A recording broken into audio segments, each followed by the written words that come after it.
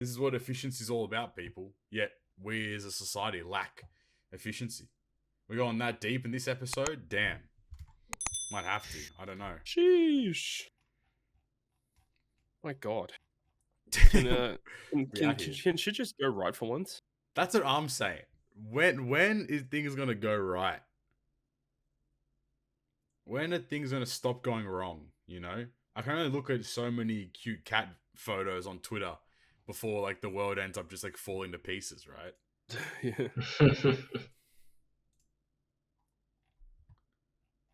But now we're here. We're back into the GGP mines, fucking chipping away. Get into it. So without further ado, what's going on, guys? Welcome back to episode 65 of the Good Great Perfect podcast. I'm here with the gang. Nightmare has his mic now, JP, and Hi.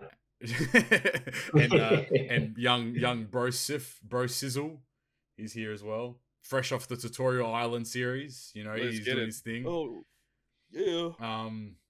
No Flame. Flame's on a date. So he's doing his thing. He might pop in. So let's all make fun of Flame. He's got a girlfriend. Fucking nerd. Bro, he's got a girlfriend. What a fucking loser. Yeah, imagine liking girls. Bro, I'm for the cooties. The fucking cooties. Bro, you touching girls, man? That's cooties, man. I don't fuck with that. No shot. Yeah, no. I only hop in bed with the homies. I'm really touching boys. Yes, anyway, moving on with that. We have, as you guys can clearly tell, we have no real structure for today's episode. However, that doesn't mean it's not going to be probably one of the better episodes, because when we go on these tangents and rambles and stuff like that, you know, shit always goes crazy. But like I said a bit earlier, and here's our chance to get the inside scoop on things. As GGP, we're always first to the news source. I mentioned Todd in the tutorial series. You want to give us a little bit of a chat about how that all got arranged, and you know, what was the process like working on that tutorial series and everything of the sort? Yeah, I don't know how much I am allowed to say, but yeah. So this was actually put forward to us in like early January, and it was just a matter of finding time to get it done. And not only that, is we had to figure out, you know, how many different episodes we wanted, and like what the episodes should entail, and like what are the things that people that are starting Treasure Cruise, like what are the things that they need in order to get started.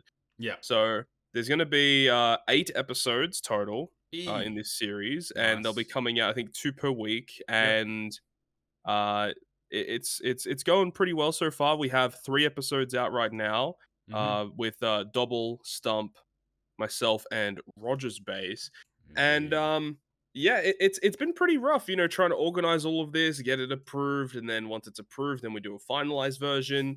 And yeah, so it's been definitely a very tough process getting this all complete. And shout out to Yannicka for all the work that she's doing. Not a lot of people will see the amount of work that she's putting in the background, because she's going crazy.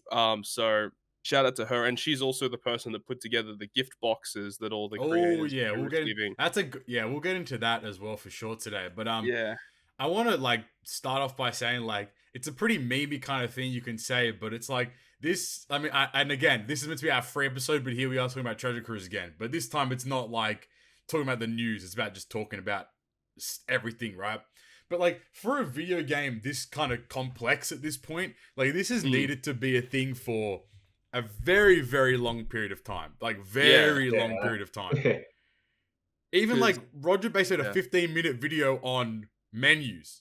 Like, you know, like, I know that like, you know, we laugh at it because like all of us just like, it's second nature how to navigate and such. But it's like the fact that you're able to get a 15-minute video out of just purely how to navigate through the menus in One Piece Treasure Cruise is so funny when you really think about it on like a granular level.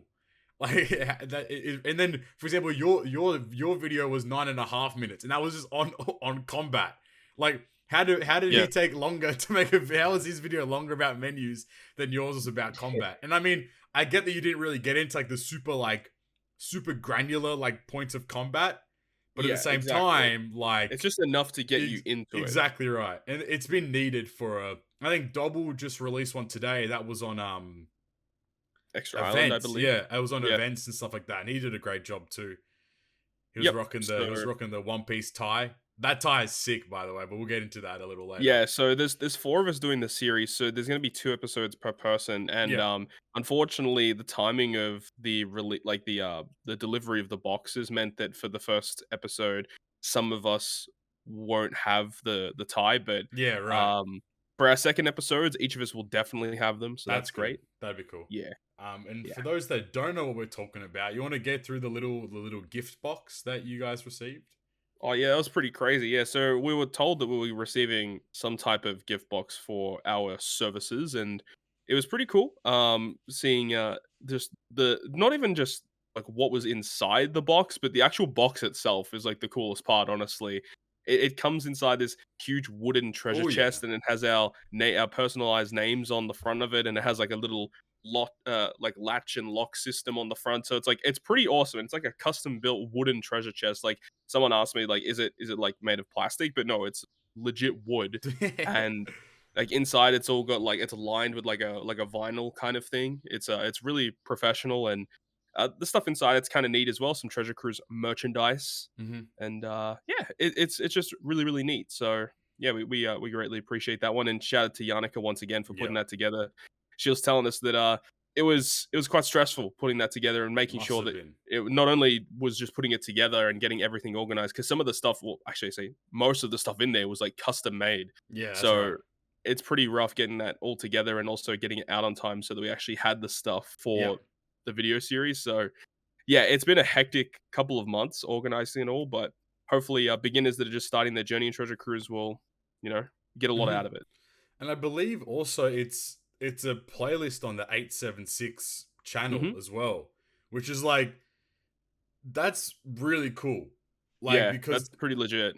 that's like the main source of like all Bandai's gaming content for the most part, I believe. Right. Yeah, they're all the video game like related Yeah, videos posted on 876. like And all the Dokkan stuff, all yeah, the like the all the Treasure Cruise stuff, all their gacha games, like all the news and all that kind of stuff all gets posted to that channel there. So like that's a big like it's a great place to have. I mean, it's pretty obvious to put a playlist on that channel, but at the same time, there's probably a lot of loopholes you have to jump through to get that approved, I suppose.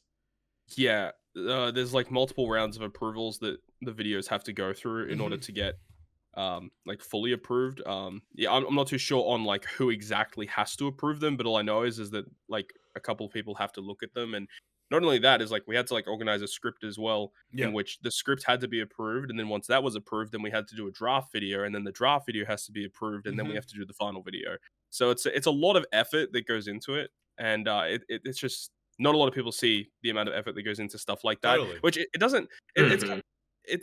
it's a really short video, but the amount of time that is put into it is pretty substantial. So I mean, yeah, exactly. it's just really cool. It's really cool. So um yeah, I just hope that newer players just appreciate it.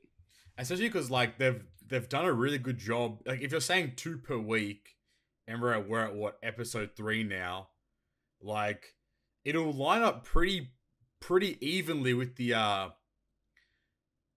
JP anniversary in a sense. Like Right. it'll get pretty close to being released at the point of the JP anniversary. And I feel like if there was ever a point to hop into the game, it probably would be during that celebration. So like Exactly. it's very convenient to have it all lined up really well. So Yeah, that was the whole goal of it, was to be out by the JP anniversary. I believe totally. initially we were trying to get it done for the English anniversary, Oh, but no like shot. just timing was not in our favor. So No shot. believe it was pushed out to this one, which is great. And yeah, you're right. Like this is the perfect time to release something like this, considering anniversary is like one of the biggest times in the year where people will hmm start playing. So Yeah. it makes sense. Yeah, I mean like again, like they're not really made for like us, these videos, but they're still really interesting to yeah, watch, like overall, and just like kind of like see how like other people kind of portray mechanics and stuff. yeah. And obviously, like I think it's I think the best part about your video is the tandem thing. I think that's so funny. The fact that you brought up tandem attacks, it's like, Jesus Christ, that's a throwback and a half. Yeah, when I was writing the script, I'm like, I think I should talk about tandem because I'm talking about combat. Like, I mean, technically it is a part of combat. I should probably just mention it, you know. And then, like, the thing is like tandems, like there's like lots of like random effects and stuff, and that's why I was like, tandems, they're a thing, but you'll have to look them up for yourself because like they're not obviously used, but they're just there. Hey, I want to make sure that people know. But that's a video idea for you if you ever need one. You know, yeah, like remaking, like redoing all the tandem attacks or something like that. That's a free. We got to use the tandem attacks in modern content. Okay. Using it in Hawkins. Yes, dude, we got to use Pade, Kani, and Zeph. Let's go, dude. It's over, dude. Oh damn! What a mechanic that could have been, though, if they were allowed to do that. Well, tandem attacks. Yeah, legal issues, you know, as it is, and it completely justified in their right as well. If we're really gonna be on the ball here, it is annoying because they really could have done some cool stuff with that for sure. Totally.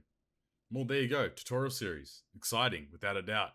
I'm gonna flip the script though. We're back to being an Elden Ring podcast. What's going on, guys? Welcome back to the Elden Ring podcast. Nite, you've been fucking rampaging through right now.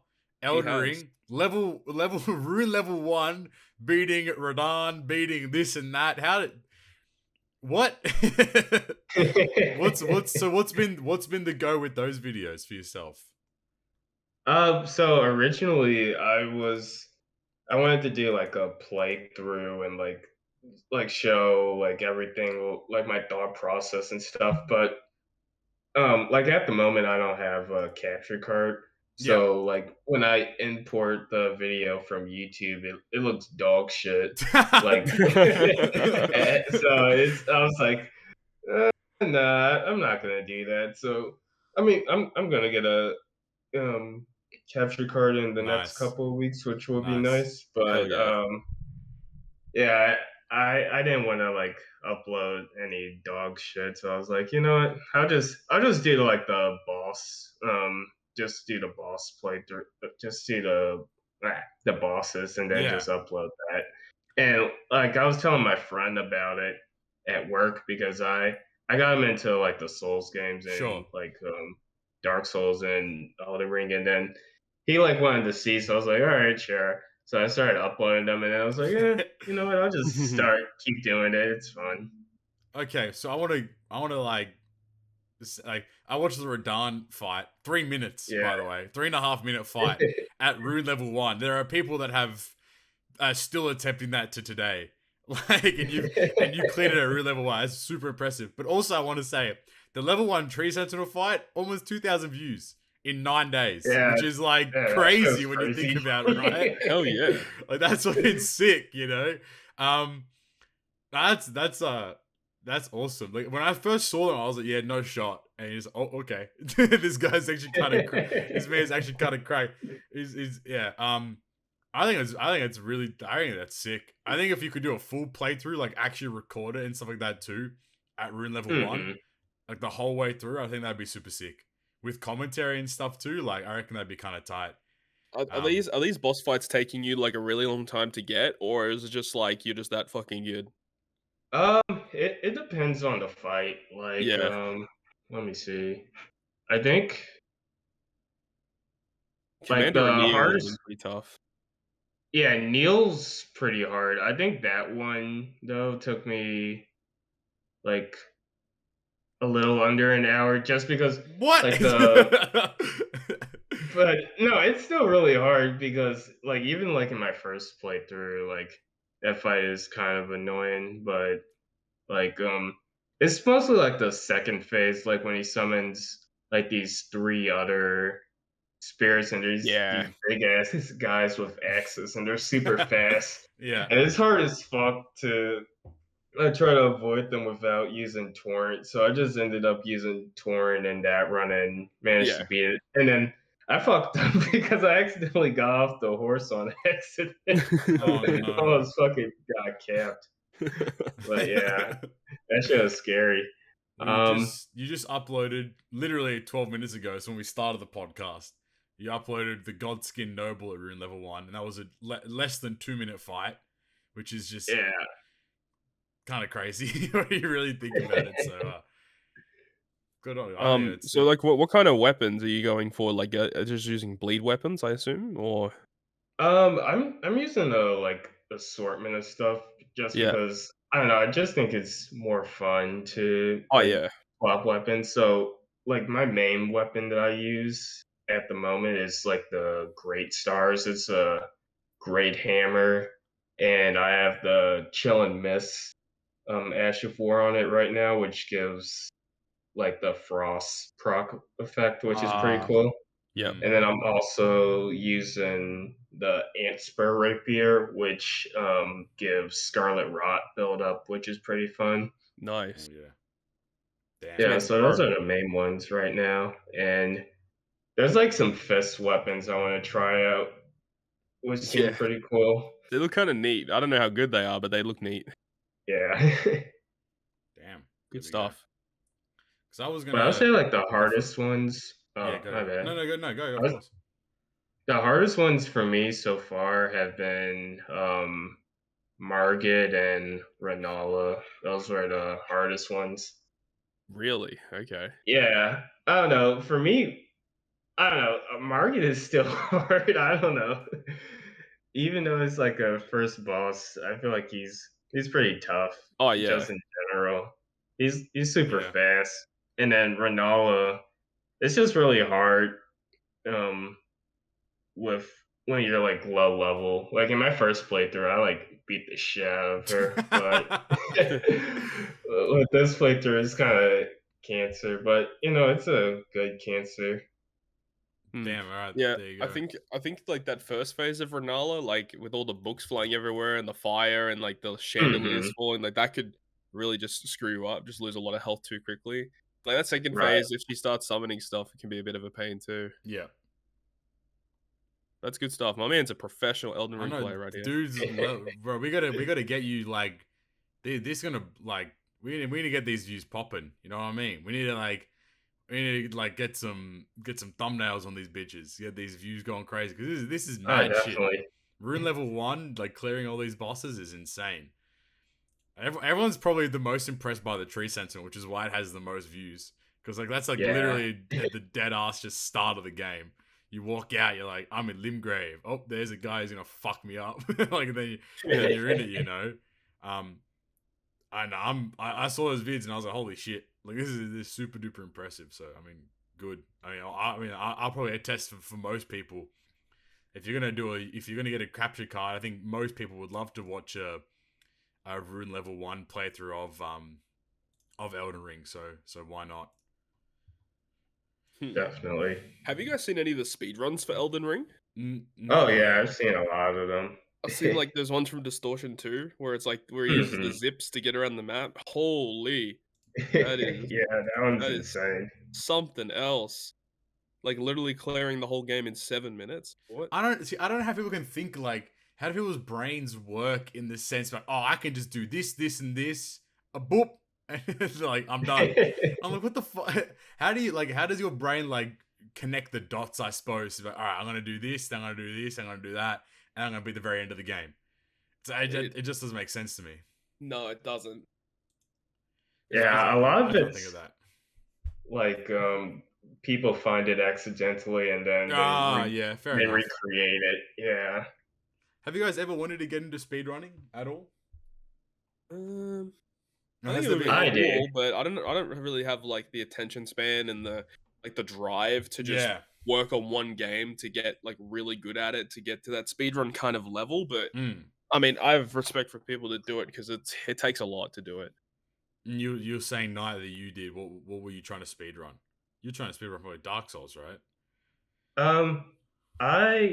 I haven't tried the Dark Souls ones yet, but I have like a bit of practice.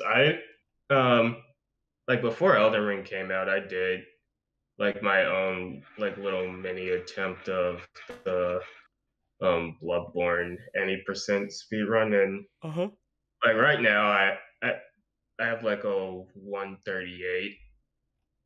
Damn. Like after like 3 runs, yeah. I went from like 219 to 209 to like 138. Jesus. Okay. Which, yeah, it's kind of crazy. But like the record in the category I'm doing is like 23 minutes or something like that. I don't want to go that far. Yeah, I think like going that's for like crazy. 40 minutes is cool for me. Yeah. So But like, yeah, that runs insane. So in terms of like nowadays, like, is there any kind of game? If you had to pick a game to like speedrun now, what would the game be? Oh, probably a Pokemon game. Yeah, that's a shout. Actually, Yeah. that's a good Yeah, shout. I've watched some of the other like older Pokemon game speedruns, like Gold, Silver, and some of the Game Boy Advance ones like Emerald and stuff, and they look Yeah. kind of interesting. Mhm. But there is like a bit of a hurdle to get over because from what I've seen from some of the speedruns, the way that some of the old games would work is that like depending on the timing of when you actually interact with certain things actually alters like stats of some of the Pokemon that you'll Yeah, encounter. that's crazy. So in their speed runs, when they choose their starter, like they actually have like a metronome and like a countdown to make sure that they click on the bag to pick up like the Mudkip starter at a certain point so that it has very specific stats. That's And like, wild. that's a bit too much for me. I just So want to play. how do you Yeah, that's crazy. again? How do you figure that out though? That's where I get confused with a lot of this stuff. Yeah. The people are nerds. Like, do they reverse engineer the game? Like, do they like look in the Yeah. like? Surely, like the code doesn't say, all right, if it's 12:06 p.m., this Mudkip has 10 IVs. Like, you know, like surely that doesn't do that kind of. I mean, maybe it does though. Like, maybe that's how the programming's worked. You know, like there's Well, like like an all overall the system. Game Boy games, they have like their own internal clock in them. Yeah, that's and right. It's Yeah. based off of its own internal clock, and like when the game is turned on, it starts ticking again, Mhm. stuff like that. So yeah, it's pretty complex, but like those communities, like if you want to jump into it, those communities have a lot of that stuff documented. So if you want to read up on it, you can, and I'm pretty sure they're a pretty welcoming community, at least, unlike some other gaming communities out there. Yeah. One Piece Treasure Cruise. No, I'm joking. What about you, Nite? If there was a game that you could start speedrunning right now, what game would it be? Well, right now, like definitely Elden Ring. Like Yeah. I think there's some fun speed runs in it. Like I don't think the 80% unrestricted one, which is the zip speed Yeah. run, isn't that fun. But like I like the other 80% like wrong warp speed run. I think that one has a pretty cool route. And then the All Remembrances speed run is also pretty cool in my opinion.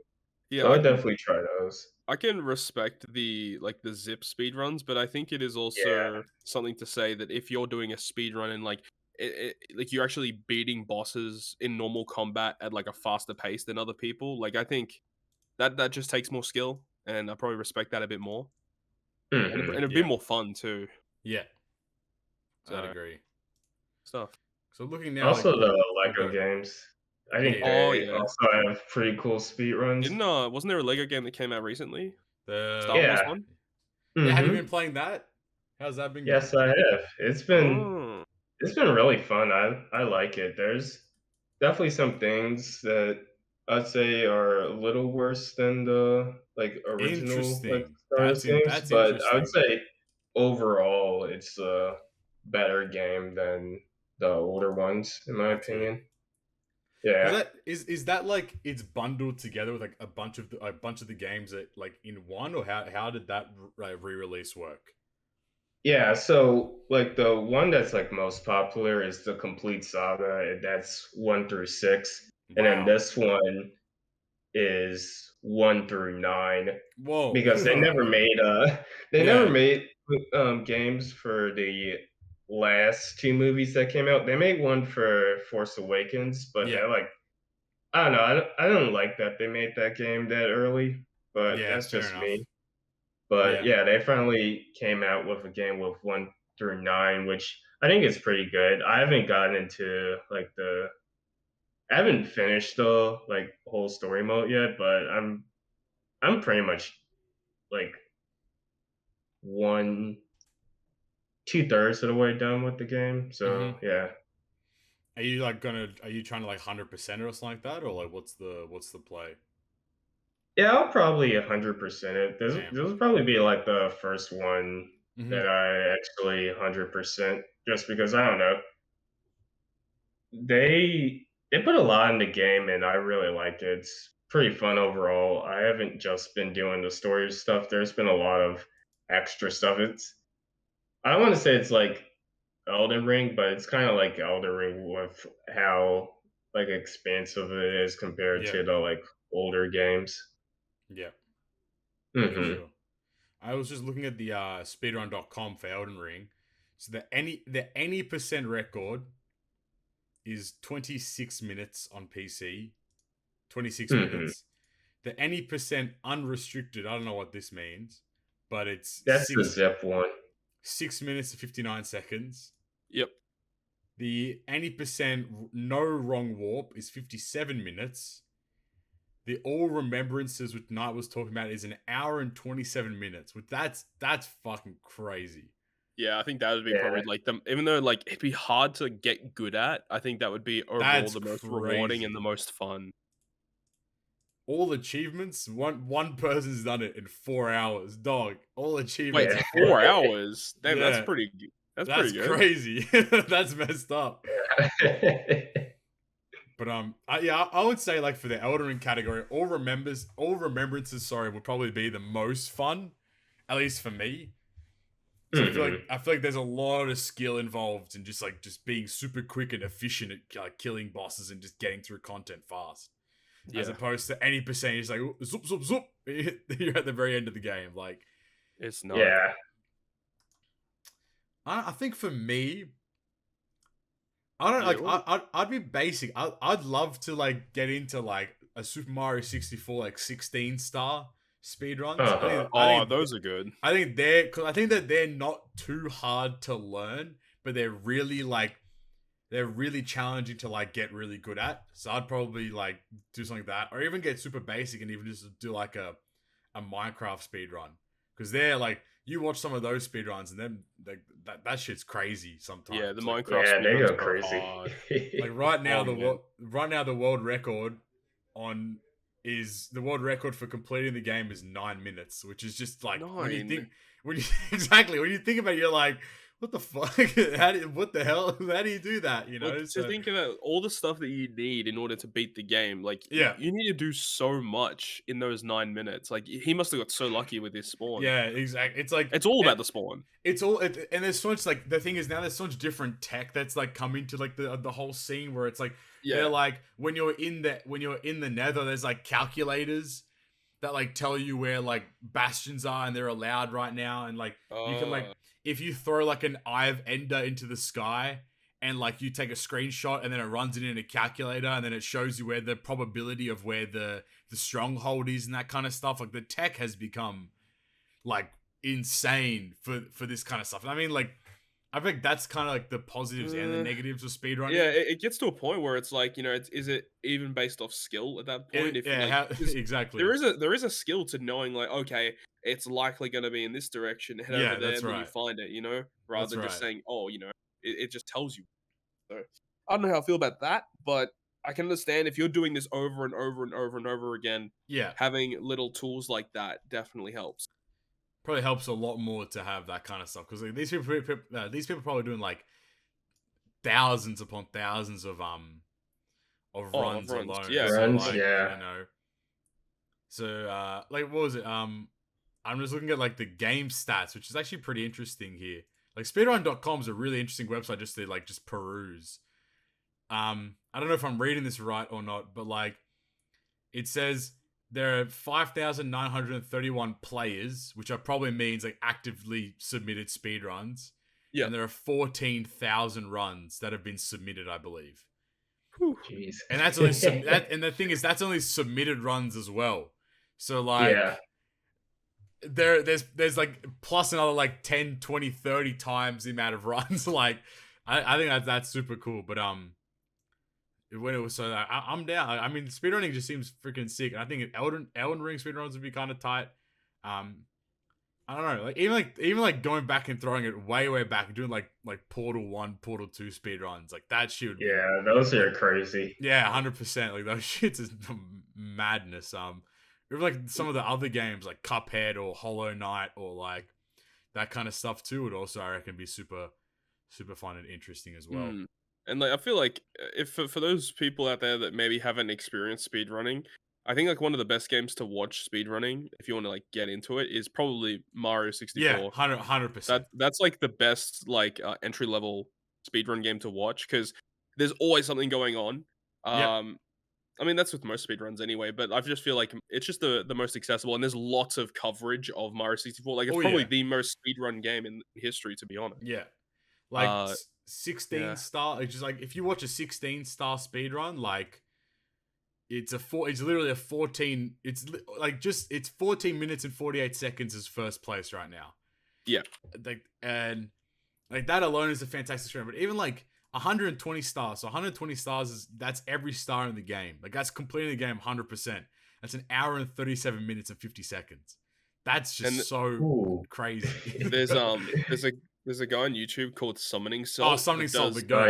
He does the documentaries of all the speedruns and stuff. Oh, dude, those videos are so good. 100%. I love the Wii Sports one. Yeah. I actually haven't seen that one. That one's insane. I like the Mario Kart ones too. Mario Kart speedruns is so interesting. Yeah, like it's like you have to be so finessed and so like perfect in everything you do in those kinds of speedruns. 48 tracks in an hour and 54 minutes. Like, bro, come on, man. Like, what the fuck? You know, like that kind of stuff's insane to me. And that's with items. 200cc is an hour and 29 minutes. No items. I mean, these websites, like whoever, an hour. So it's a minute. It's only like, it's actually faster no items than it is with items. That doesn't make much sense, but that's a bit weird. There you go. No, I think like speedrunning is such an easy content to just watch though. Because you don't really need to know, like, all you need to know is you need to understand the objective. Like, okay, 16-star speedrun in Mario. All right, what's the objective? Or get 16 stars and beat the game. How are you going to do that? I don't know. Find it out, I suppose. You just watch it and see how it all works out. No, I think when's the Treasure Cruise speedrun? There is a Treasure Cruise speedrun. There are Treasure Cruise. The Tutorial Island one, right? This is super. Wait, Todd, where are you, man? All rookie Chop Man missions has no runs. Clear 3 quests, no runs. Clear 5 quests. Bro, what the? If you go to the Forest of Training Mihawk. Is that a category? Oh, let me see. If you go into leaderboards on the Treasure Cruise section, and then here it is. Snooker Jim the GOAT. 2 minutes and 3 seconds. That man flipped it. Oh my god, that's so sick. So that's the thing though, is like I feel like it's a bit different because like I don't know, because like when you think of like all these other video game speedruns, it's like about your technique in getting through the content. But if you do it for a gacha game, it's not only about your technique of getting through, but it's also your team build. So it is completely different. Whereas like in all these other games, like everyone has the same kit. It's just a matter of what's your technique of getting through from start to finish. This is that plus other things, which is way more difficult. Well, there's Todd here. He's 3rd place in the Forest of Training. You got to pick your game up, boss.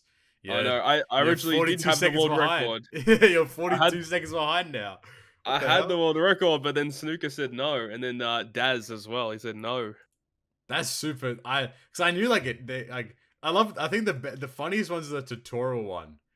Beating tutorial, like the tutorial in such a short period of time. That's so funny. Why would someone do that? I'm in though. I'm so down to like stream that kind of shit. Like, yeah, beating the tutorial, the fastest tutorial run so far is 4 minutes and 36 seconds. That's whack. Start the tutorial and finish it. The timer starts when the first screen appears. The timer stops when the final download screen appears. 4 minutes 36 seconds. I mean, you're gonna be if you're in Japan though doing that. Like that's GG. Like you're gonna get so fast just because of all the load times and stuff too. Yeah. Damn. All rookie shopman missions. That's such an interesting run. Doing all the rookie shopman missions. Oh my god, that would take forever. Oh nah, screw that, bro. Maybe just Kaido it. If you had Kaido, I suppose. I guess the whole point's a new account. That's the thing as well. Is like you have to have an account that's like actually ready to go and ready to play. So like, I feel like running that would be annoying. The rules are complete all rookie shopman missions must be on a fresh account. Timer starts when you come off the download complete screen and ends when you click the 50 gems from the final mission. All units allowed. So it's just the rookie one. It's like the very first set. The very first set of missions, yeah. That'd be a fun run. No one submitted a run though, so like no. Well, the first run will get the world record. There is a run for acquire 3 legends. That's so good. Yeah. What the hell?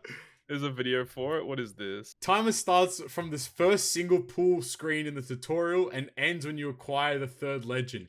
Can't use tickets from mail, but can use gems. Interesting. That's on RNG. That's pure RNG. But if it did, it's on the head start banner. Okay. Oh, is it? So you just keep refreshing the banner until you get it. Yeah, so it has to be like on a fresh account, and then like, because every fresh account has like the beginner Sugo Fest that you can pull on, and it looks like you have to pull on that one. Well, he does the first. Now we're just reviewing Treasure Cruise. So he gets the first legend from the guarantee. There's a guaranteed legend at the very start after the tutorial. This is whack. Then he has to go through the whole freaking. Why is that a category? This is such a weird category, man.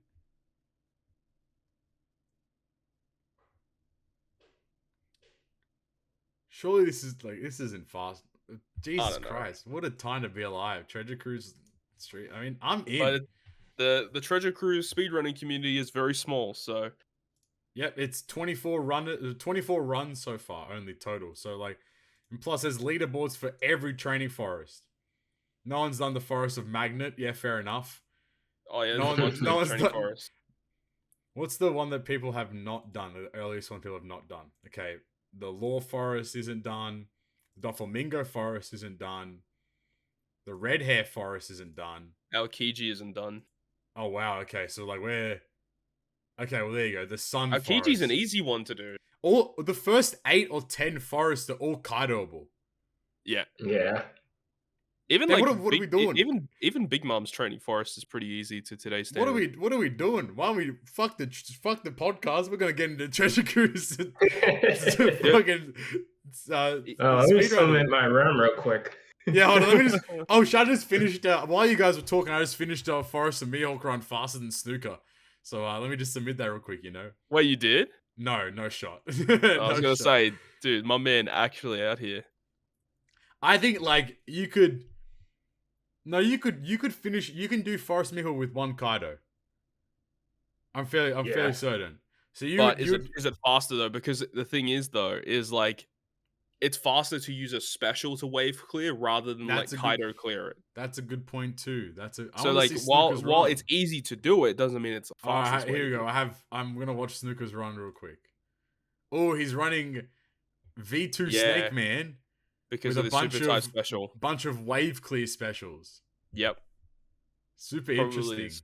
Probably the smartest way to do it. Super interesting.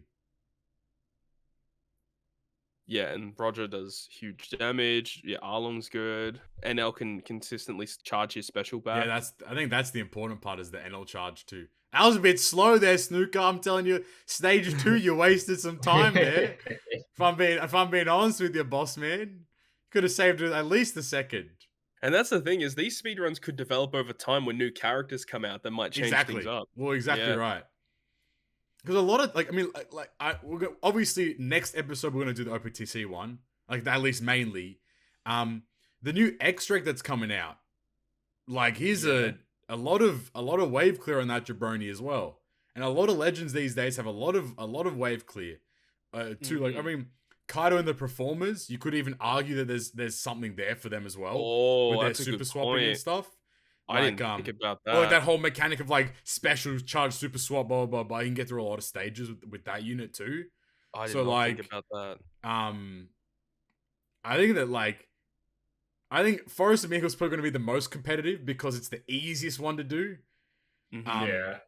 I mean, all like the first like 5 are super easy, but like even like order of specials that you use in the Forest of Mihawk can really like he didn't like, for example, like what stage was that? The stage with Arlong and Hachi. He doesn't kill, the special doesn't kill Arlong.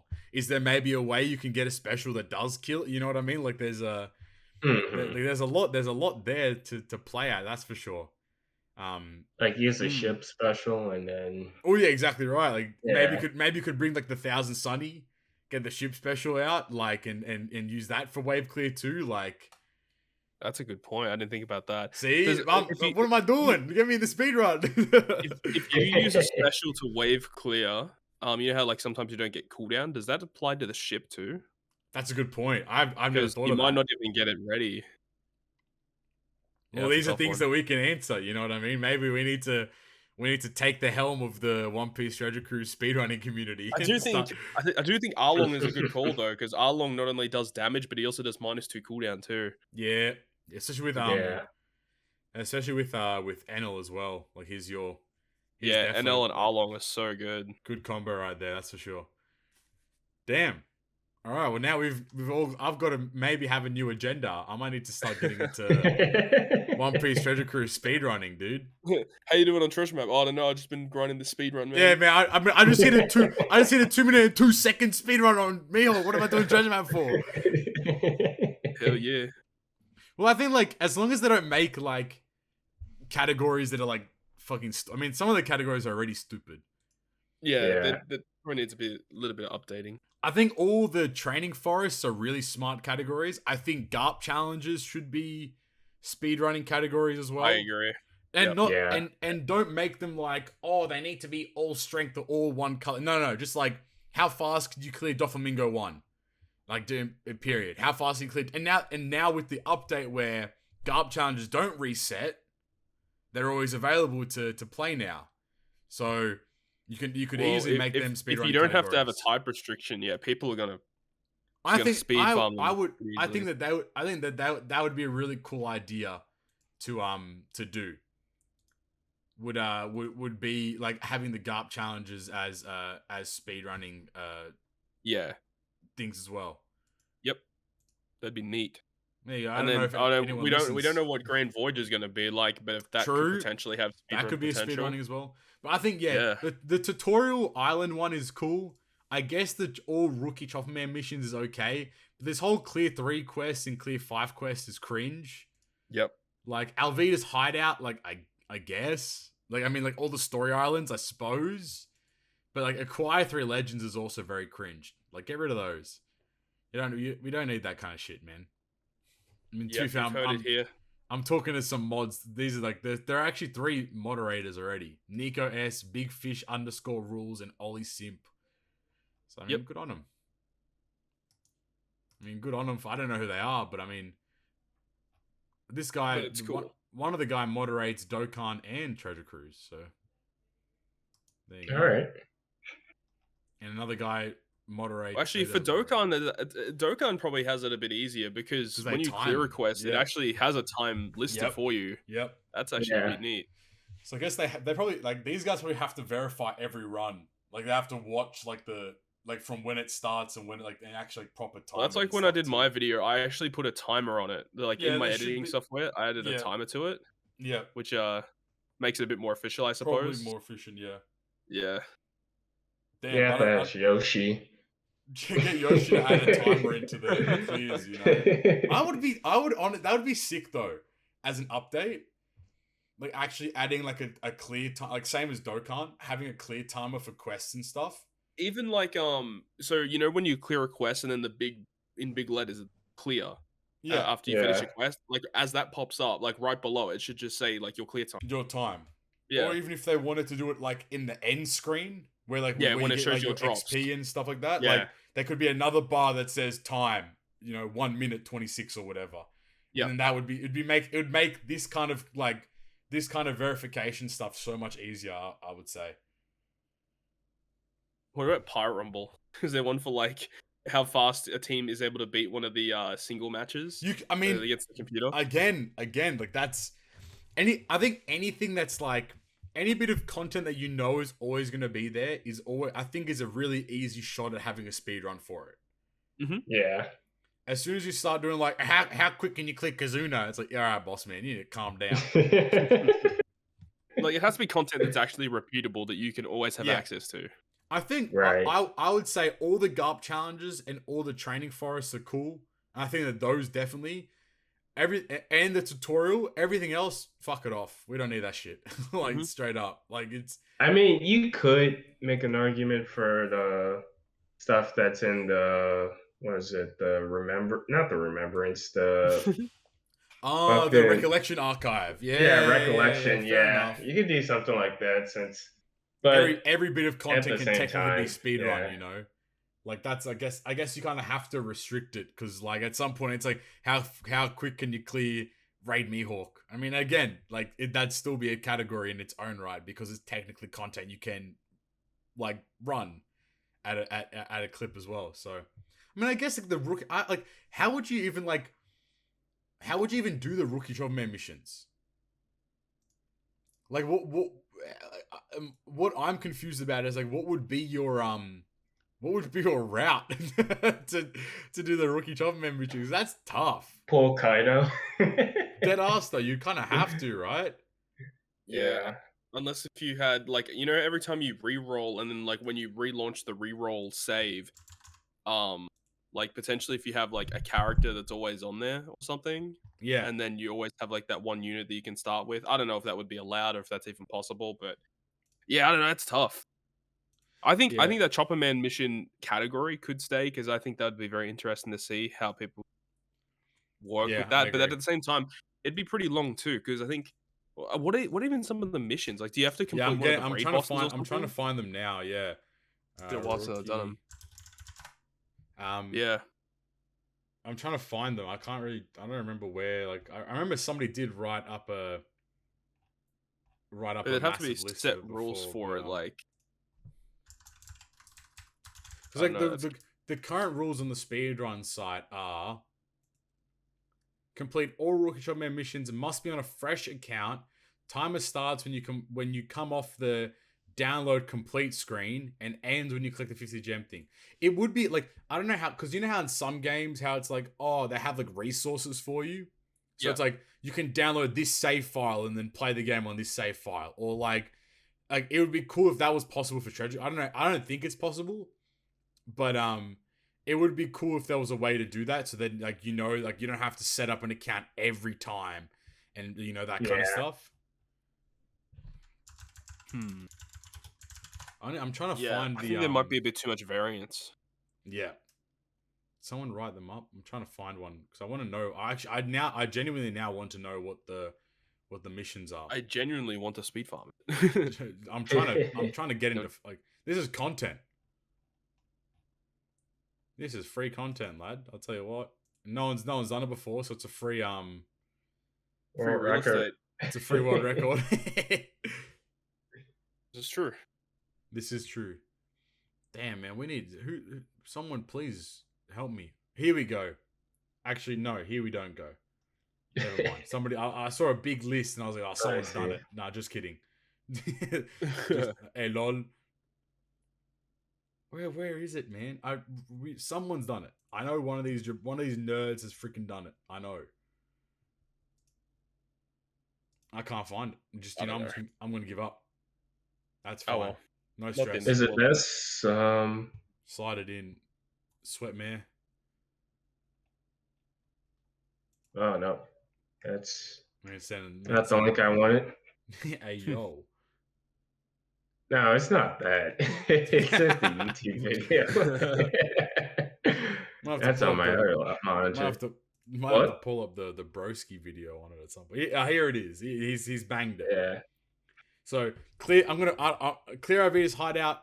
clear 15 rookie missions, power up 3 characters, clear 5-10 quests, evolve a character, clear evolve a quest, recruit, clear a side character recruitment quest, which is like the Straw Hat ones, level up special 3 times, clear Straw Hat extra island quests, clear 5, 10, 15 extra island quests, evolve 2 characters, level up a character special, clear 1 raid, 3 raids, 5 raids, clear XP Island 1, 2, 3, reach level 80, and then you finish it. Yeah, this is interesting because it's possible, but it's very possible. The other thing is, right, is like when it says like clear a raid once, that's very crazy because you can have a different raid on every single day. So unless if you're allowed to go into the recollection archive, technically there's no rules on it, so I guess you could pop in a recollection archive, pull up the Mihawk raid and call it a day. Before you start the timer, you set up the Mihawk raid, and like you've got an hour to get to do Mihawk to do 5 runs. Yeah, I guess like the only thing is that like it says must be on a fresh account, and the timer starts when you come off the download complete screen. Yeah, so you have to. So that there's a path there though when you really think about it. Like there's like clearing 15 rookie missions. That's like just everything in general, but like all the power up quests and stuff can be done via clearing the. I think the skill up quests will be the most annoying. Probably. Yeah. Like, and I guess a lot of that would come from the Psy recruitment quests and stuff like that. Because you'd clear the Straw Hat ones, you'd evolve them. Oh, I didn't even evolve. Actually, you can't evolve them. I don't know. You can. I don't know. Can you evolve those Psy Straw Hats, or are they always 5 stars? I don't remember. No, you evolve them. Okay, well there you go. There's all your evolutions, but then you need the materials. Like you get some of them from the rewards. That is true. Yeah. So damn, it's interesting. And you also get like 10 copies of Chopper here. It says, like you get there's something there. Like yeah, I think this is definitely possible. It would have to be a very interesting. You need to map it out though, and like really plan it. Yeah. Well, I feel like the best way to do it first would be to just initially run it and see how it goes, and then you can like fine tune it. From there. Because even like for example, the first Clear Arvidas hideout gives you 53 star lobsters. Right. So that's your level up material. Yeah, that's a lot of level up material. You get a bunch of tickets, which there's no point in using. No. Power up character 3 times gets you an evolve, gives you multiple evolver sets. So the goal would be to basically build a Psy Straw Hat team as quick as possible. Yeah, and then just run content. Yeah. And that's not too bad because you've got like this super type of Luffy, which can like wave clear stages, which is nice. And on I guess the downside is the special charge, I suppose, would be challenging with those units to clear like a raid Mihawk or whatever. Yes. So damn. Okay, I'm like somewhat interested in this run in particular now for some reason. Just because like it's gonna be back. Just because like it's not like not to take away from like the Training Forest Mihawk, right? But like that one's very just like bink bink bink bink bink. Like, you know, it's very just like this is on a fresh account. This is like fresh account. Like, do you spend the download gems on a multi to see if you get like a good legend? Like what? Like, you know, there's a lot of ways around how to do it. You know, and like powering up, for example, is like, do you like spend 1 lobster every time to get multiple power ups from 1 unit? Like it's there's a lot of strategy I feel like involved here. So you might catch me in the One Piece Treasure Cruise all Rookie Chopperman mission category at some point soon. This is cool. I'm 100% down. Totally. Yeah, I'm in. That was a good chat. I'm in. I might be in actually. Like 100%. If I get some time, I might fuck about and stream this. Who knows? You might catch me. Let's go. Now you have to hold me accountable. Comment section. If not, I'm not doing it. Yeah, we want to see your progression, bro. That's what I'm saying. I'll be checking the website daily. When's the summoning solve video going to come out for the One Piece Treasure Cruise or Rocky Jumbo mission category? Yeah, one psychopath. He's been running it for 20 years. His name's Captain Poppy. He's also known as the #1 rice farmer. That's what. Hey, let them know. Let's go. Where's the rice farming category? That's my question. Anyway, I wanted to then completely tangential. We're gonna go back to YouTube, right? All right. So, GGP has gotten more views month to month than it ever has before, right? Oh, that's which awesome. is fantastic. However, for some reason, our subscriber growth is very stagnant, if not on average declines day to day, right? How do you guys, I mean, I know Nite isn't full content, and like Todd obviously is. What are your guys' mentality on looking at YouTube analytics? How much does that affect like the content you upload or for Nite uploaded? Like how does the YouTube analytics play a factor into everything for you? It's very completely different question, but I was like thinking about it today because like, I'm going to leave you guys some time to think about it. For example, like GGP, we upload a video, we get a few subs, but then every day you have like 2 or 3 people drop out, and because we're like at a smaller sub count, it's more apparent for us to see people unsubscribe than it is for maybe like Todd, for example. So like right now our number is 2,390. When we upload a video, it might go up to like 23956, but then over time it will decline little by little. So then we go back to 2390. So like how much does analytics, I suppose, play a factor into like your, I guess, even getting into the point of like your mental health, for example, like the content you upload or like anything of those kinds of lines? Well, for me, when I had a lot less subscribers, I would definitely pay attention to the subscriber number more. But nowadays, I basically never really look at my subscriber count. I'll look at it maybe a week or something, but I typically don't look at it anymore. Most things that I look at are just day to day, like, oh, how did this video go for views? What are some of the comments looking like? Just stuff like that. I don't really look at the sub count that much. Because I remember, when I had like 1, 2, 3, 4,000 subscribers, I would constantly look at that, like, oh, when can I reach my next milestone? When can I reach the next goal? But nowadays I just look at viewership. Really, that's the way that I look at it. And well, it's tough because it definitely can hurt negatively. And you know what? Freaking the YouTube system, with the way that they have it now, whenever you upload like a new video, it like ranks it out of 10. Oh, fuck that. Fuck like that. Ranks like, oh, these are like the last like 10 videos that have done like really well on your channel, and this is how it ranks compared to the other videos. When you see a video that's ranked 10 out of 10 or 9 out of 10, that's so rough. It's just like, oh, okay, this one obviously didn't do good. But then when you see that 1 out of 10 and it's like it's your number 1 video that you've uploaded like over the past like month or something, it's like, holy shit, this is like the best thing ever. So that does hurt, honestly. Honestly, I wish YouTube got rid of that because it makes you feel really bad. Okay, so like, because like I see the, like, for example, for GGP, right? It's obvious that like a podcast episode is going to do better than like a post show or at least a post show video, right? So like when we upload like a post show video, which is not that often, like obviously it's going to be low in the ranks. My head gets twisted when we upload like a podcast episode and it starts off doing worse than like a post show video or whatever. At that point, I'm like, it's very like, and I guess like our content's a little bit different because it's very long form. Like this isn't something that you put on for 10 minutes and then you walk away. It's like you're either going to be consumed by it the whole time or you're not. So like that always affected me when it's like we upload like a podcast app and it's like, oh, this is doing shit.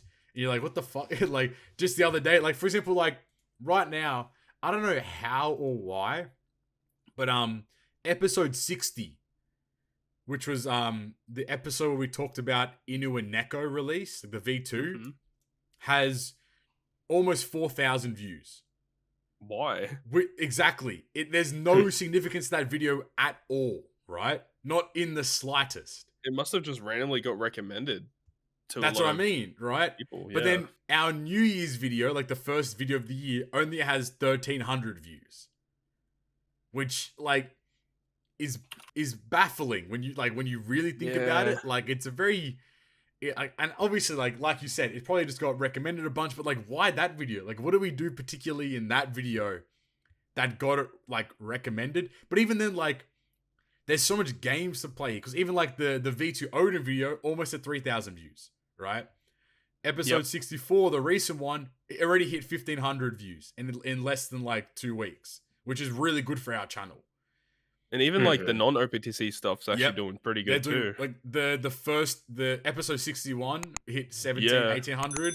Episode 62 has hit 1,000. Like, it's very weird. Like, I don't know. Like, it's obviously it's not good to always like focus on the numbers and stuff like that. But at the end of the day, like, I mean, for us, this is like still like for fun. You know, we get a little bit of money out of it, but it's like, it's still like a enjoyable thing. But I guess for like Todd, and maybe for Nite back in the day as well, like, it must be stressful as fuck. Like, seeing like, you know, a video doesn't do as well as you anticipated, or like, your revenue dips completely. Well, like, you know, like that's always like been an interesting topic, like an interesting thought in my head, at least. The worst part is when you put a lot of effort into a video and then it doesn't do well. Yeah. The Legends of OPTC series for you is I hate it so much, because it doesn't do as well as like your news video, and it frustrates me because those Legends videos are so much better than like everything else, right? Like, not to downplay your other content, but like, it's true. The effort you put in is so much like greater than every other bit of effort you put in. The research, getting the images, like finding like your OG clips of like you pulling the Legends and stuff, all this extra stuff, like, and it just does worse than like, oh hey, there's a campaign going on, 10,000 views in a day. Legends, like, not even close. He's like, what the fuck? Yeah, like, that makes no sense. Yeah, it really is confusing. I mean, maybe it's just people don't care about, you know, the old characters in the game, which definitely could be possible. Exactly. I'm not too sure why. I'm not sure really why it's like that, but hey, it is. Yeah. At least the patrons like it. So. Well, that's right. Well, I'm gonna flip it to Nite then. What about when you were making like content and stuff? Was there like how did that were you just like, because a lot of your videos was just like new content's out, clear the content with 15 teams and then like wrap it up, right? Like, what? Yeah. Like, did you ever like think about like how did like uploading that content affect you? Like, did you like were you really stressed out about like if a video didn't do well, or like, you know, your like a Coliseum video didn't pop but a different video did? Like, what was your mentality when you were uploading videos? Like, more like for Treasure Cruise at least. Yeah, if I'm being honest, like, for me, like, I was pretty stressed out about it, especially like, I think a lot of it came like in 2019 when I like got like 1K subs, and I like finally like could monetize like my videos and stuff. And I was like, oh, I guess a big name in the community now and stuff. Like, when I started doing like content like as soon as possible and stuff. So that was like pretty stressful, especially for me, because at the time a lot of the times I wouldn't like study or do homework and shit. I would just be playing Treasure Cruise until like 2 a.m. and like making videos and stuff. So it was really bad. And then like later on, like it got better. Like that first year, like after getting like 1K subs, it was pretty bad for me. But like later on, it got better, and I started doing like my homework and shit, and listening. All right, I want to do my Treasure Cruise shit, but I have to do like my real life stuff as well. Of course. So it got better with that, but at the same time, I did get pretty stressed. Like when I would upload a video, like my one rival, I would say, I guess, like was Subconsi, and totally. I would always try to upload before him because I felt like whenever I uploaded after him, my videos it's over. Your videos wouldn't do as well. Yeah. 100%. So it was always a struggle of trying to like understand the content as well as possible, and then try to make as many teams that I thought were good, or at least like fast enough that, like, all right, this is like a team that, you know, people can actually make, and it's not like too whaley, but then at the same time it's like medium, like 3 minutes, 4 minutes, something like that. And then those are like my main concerns. Videos that I like spend a decent amount of time on.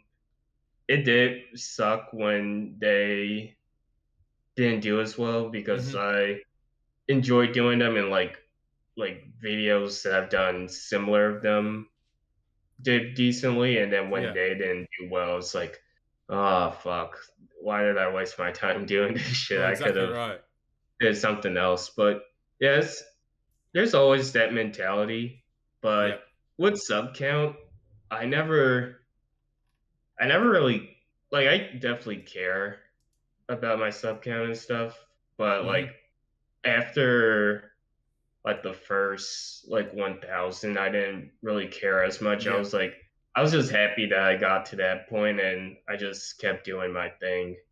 So I don't really think too much about sub count as much as anymore as I did like when I first started. But it's more like views at that point. But nowadays, like, I don't really care, just because I don't really upload anymore. But like at the time, especially like towards the end of my like Treasure Cruise career, like there was always like the feeling of, oh, I have to do this before Subconsi or any other creator, and you want to do like as many teams as possible, just because I know in one way, like, there's always the feeling of, oh, the audience are gonna think you copied this guy's team, and it's like, no, I didn't copy it. I was like inspired, and I did something similar, but I did my own version of it, type of deal. It's really strange, but I don't know. You kind of have to like get that mindset out of your head and like say, you know, this is my shit. I'm doing it. Totally. If you don't like it, fuck off. Amen. So a good point that you made, which I like want to throw out to you guys again, is like, what is the pressure, I suppose? Because like obviously content comes out, everyone knows when news time happens. Like I know maybe like because Todd's in a different position now, but like was there ever a point where like you, for example, Todd, you felt like, oh, Colosseum, like, you know, Colosseum Daifuku has just come out, I need to have a video out like within like 10, 15, 20, 30 minutes of its release? Like, did you ever feel that kind of pressure? Legit. Like, so back when I was like first starting, like my main peers were Boris and Zenigami. And basically I wanted to make sure I got news out before those guys would. I was hardcore grinding to get like just videos out as soon as I possibly could. And when new content came out, it was the same kind of way where I'm like, okay, this is out. I just want to, you know, make sure all my content is out like as soon as I possibly can after time, just so that when people look for information, I'm like the first one that has the information out ready for people. And that was my ideology, and that's the whole mindset I had, just making videos throughout all these years. Is just get the content out as soon as possible. Obviously, you know, that's not always possible, but exactly right. Wherever possible, I am always trying to First get to market news related stuff out fast. And I think that's the most important thing, because, you know, if you're a day or two late, or even hours late, like, people have already got their information. They're not going to go looking anymore. So is that how much does that play in your head? How much did that play into your head?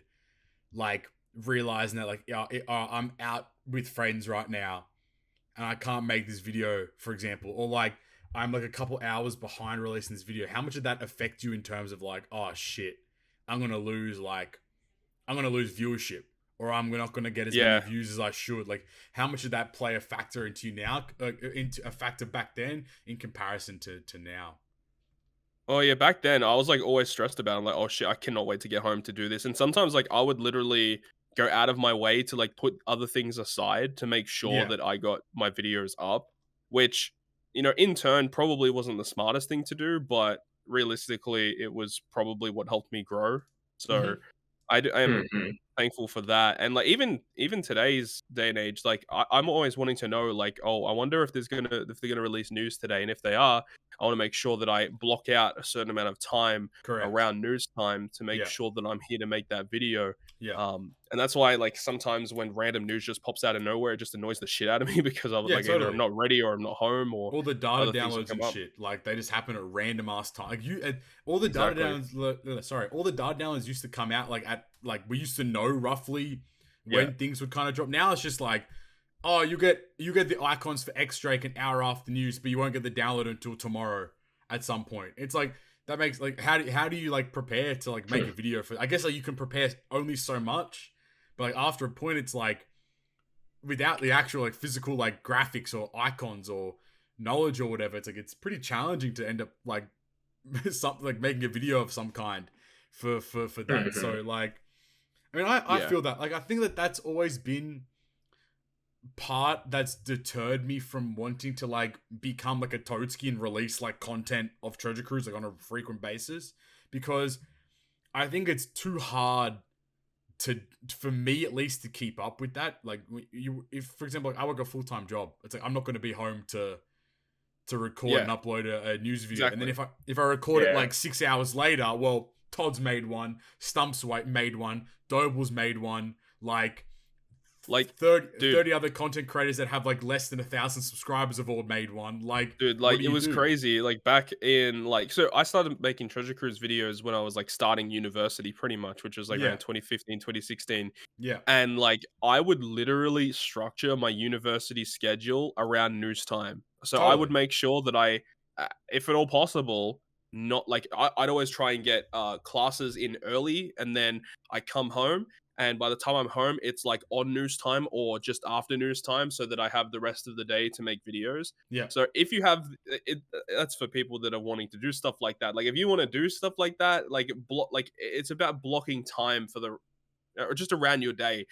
And if I had to have late classes, it obviously sucks. But if I had to have late classes, I'd want them to be as late as possible. Yeah. So that you know, because news time for us, for those who don't know, was it's like 1 p.m. 1 p.m. 2 p.m. is always depending on if we have daylight savings or not. So I'd either try to have my classes earlier on in the day, come home for news time, or if I have to go late, I'd be like super late so that I can have the news time of after 1 or 2 p.m. to make a couple videos and then have university classes later. So and that's just all that time management. That's tough though. Yeah. Because like at least for university in Australia, I'm sure it's probably the same elsewhere. Nite could probably attest to it. Like classes are always on at 1, 2 p.m. Like generally, like you'll always be at least like for example, like so when I was picking like my university classes, you'd have like a timetable pop up, and it would only have like a limited amount of like places available. So like if you didn't get what you wanted, well now you're fucked. First of all, but second of all, the times would be so like detached from each other, or they'd be so like consistent. It's like, okay, there's this programming class I need to take. All right, fuck me. Every day, it's on every day, but it starts at 1 p.m. every day. What do you like? what are you meant to do at that point, right? It's like it's very challenging to make things like that work. So like like I didn't get my timetables perfect every time. Like there are definitely like there are some days out there where I just I had to sit through news time, and I'm in the middle of a lecture, and I look at the game, and there's like heaps of news, and I'd love to be home making a video on it, but But then the scary part is like, okay, you finish the class, you have to commute home, then you have to like record, edit, upload the video. Yep. And like, what do you do at that point, right?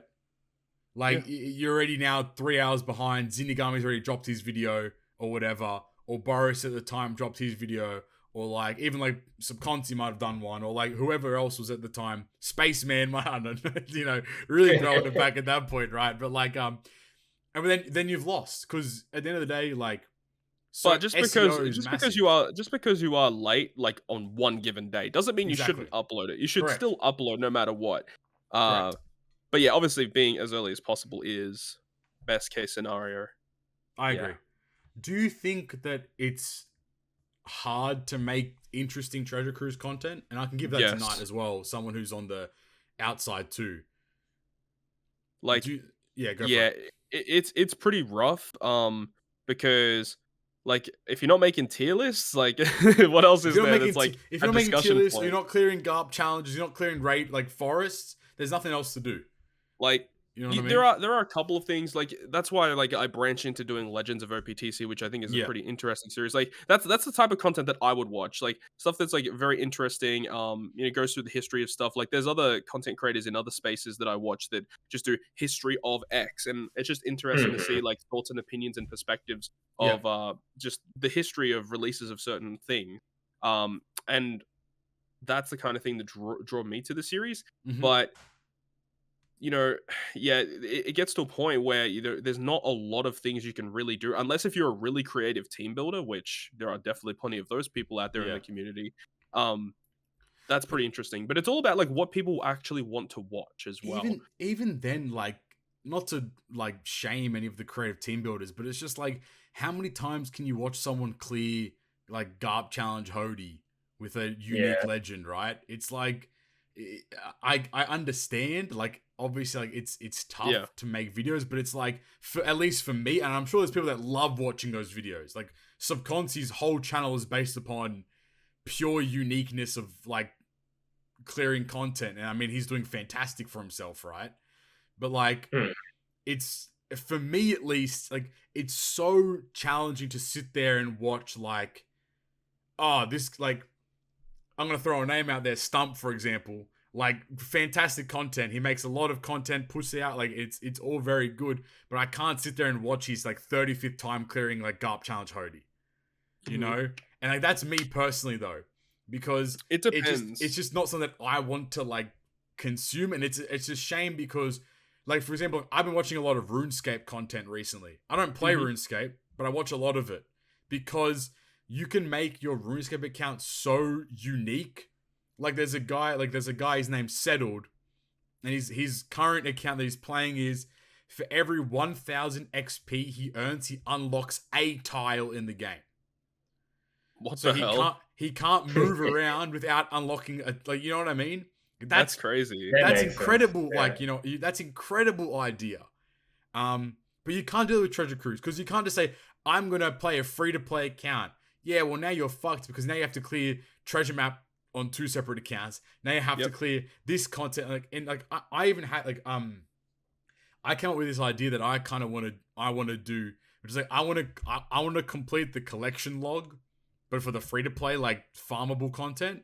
Yes. So like, go back to like story modes and farm stuff, but at the same time, it's like, that, how enjoyable is that? It's not really like, not at all. Exactly, right? Like, maybe it's like stream content. Like, you could stream it. It'd be more interesting. Like, I think also for Treasure Cruise content, it's interesting when like a new legend comes out. If you're able to like pull that legend and like use that in videos, people love to see like what these new characters do.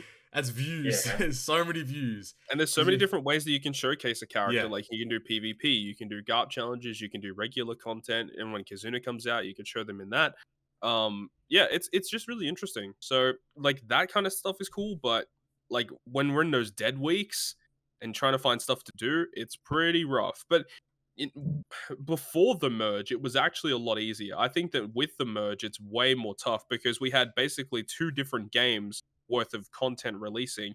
You know, we could report and discuss on Japan's releases, and we can talk about what's happening on global. But now that it's the same, it's basically half the amount of content available. Look at us, like, our podcast now.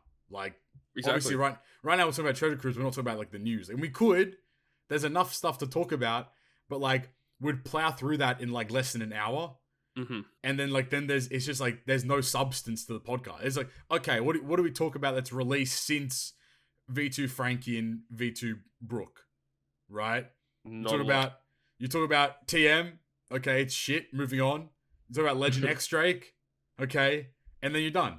There's nothing else to discuss, right? Well, yeah, the next week's podcast, or whenever we do our next podcast, that's going to be kind of busy, I think. It's going to have a busier one for sure. Because, I mean, we're going to have Drake, we're going to have friggin' the new batch at the end of the month, and then we might have an inkling about what's coming out for the anniversary. Exactly. Maybe some sort of more news about Grand Voyage as well might get dropped on us might too. Get the new update.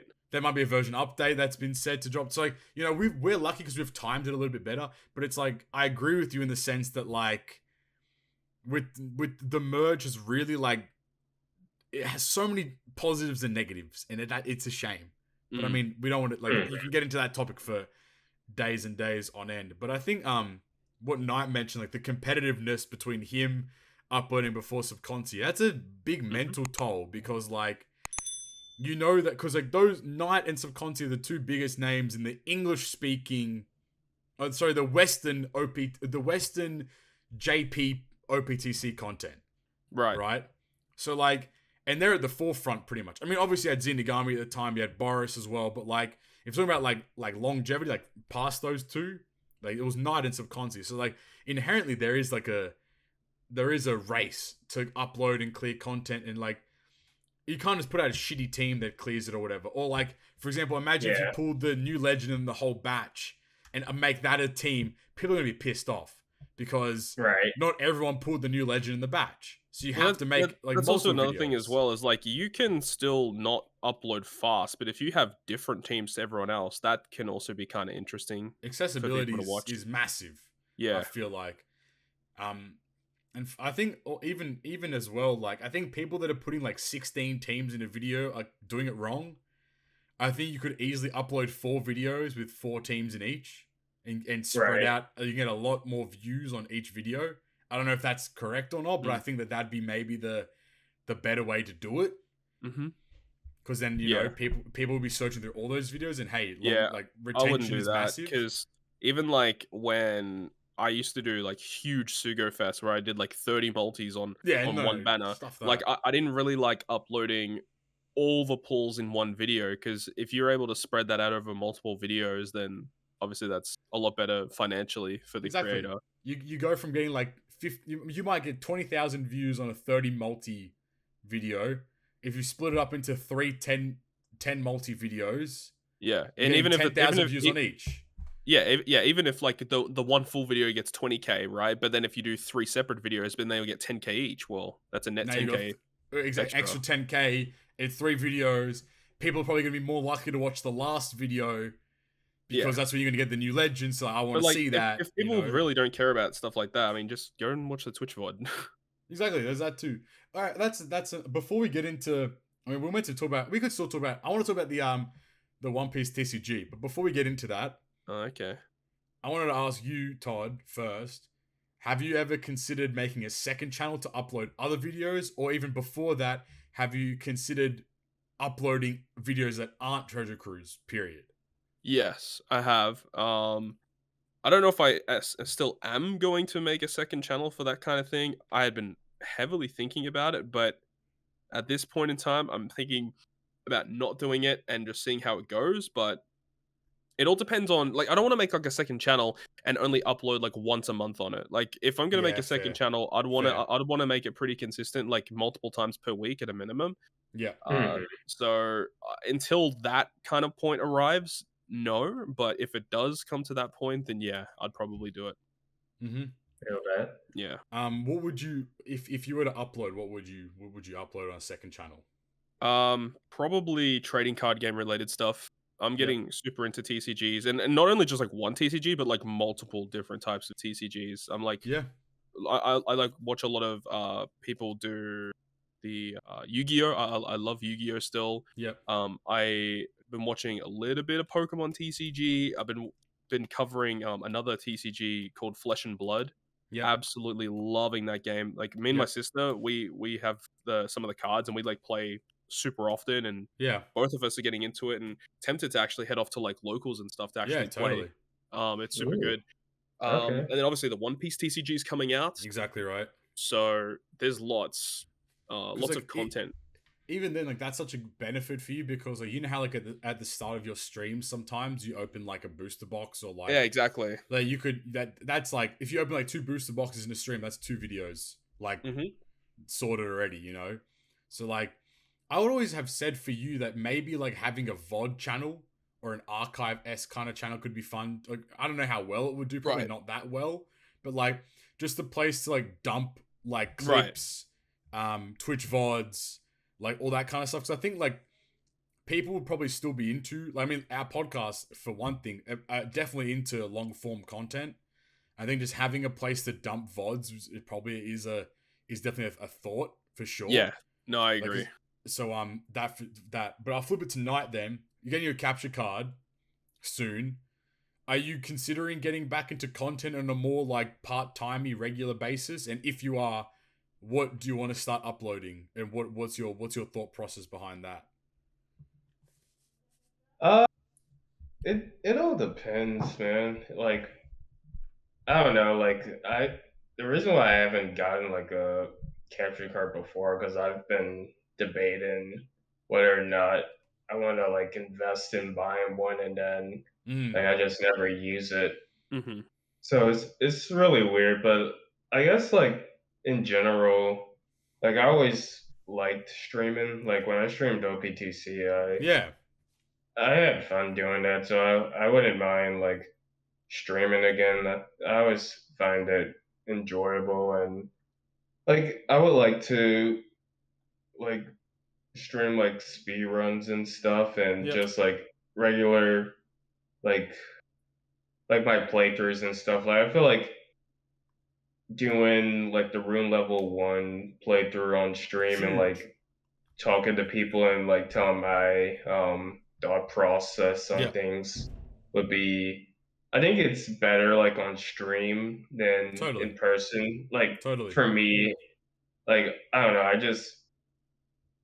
I feel like it's easier like to say my thoughts and stuff when speaking with other people than like doing it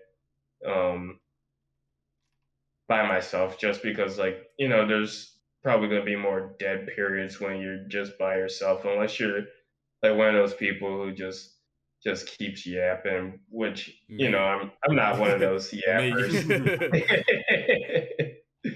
So yeah.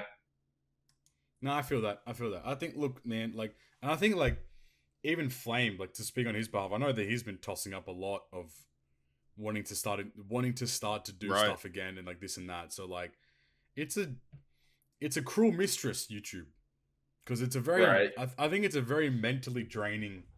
It can be very mentally draining when you just like, because again, comparison's the theft of joy, right? And you're gonna sit there, you're gonna continue to compare one video to the other, and like for example, Nite's gonna upload a Danganronpa video, get like 100 views in comparison to some Treasure Cruise videos that got like tens of thousands of views. Like it's definitely a mental toll, but but like it can be super rewarding as well. Correct, because you can pop like Nite upload literally like we said, the Tree Sentinel Rune level 1 video, 9 days, 2,000 views. Like, you know what I mean? Like out of nowhere. I mean, for us, like GGP, like random ass episode 60 of a podcast, 4,000 views out, almost one of our highest viewed videos. Like it's just so it's like the 4th highest or something, or 5th highest. And that video has no substance. It has no reason to have that many views, but for some reason it does. So it's like, I don't know. Bizarre. It's again, YouTube can be super rewarding, but at the same time it can't. But I will put a teaser in here now for the people that have been listening to this far in. Might have a special guest on for the anniversary episode. Ooh. Don't know not sure who that could be, but maybe the community manager. I don't know. Maybe yes or no. We'll have to wait and see on that one. Maybe Thanklaw. Maybe Thanklaw is coming back. Spaceman. Yo. Spaceman, Thanklaw, Xenogami, Boris, all in the same. We're not even. And Nick. And Nick, all in the same episode. Oh my.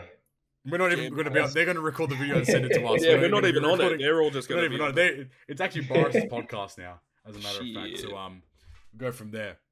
All right.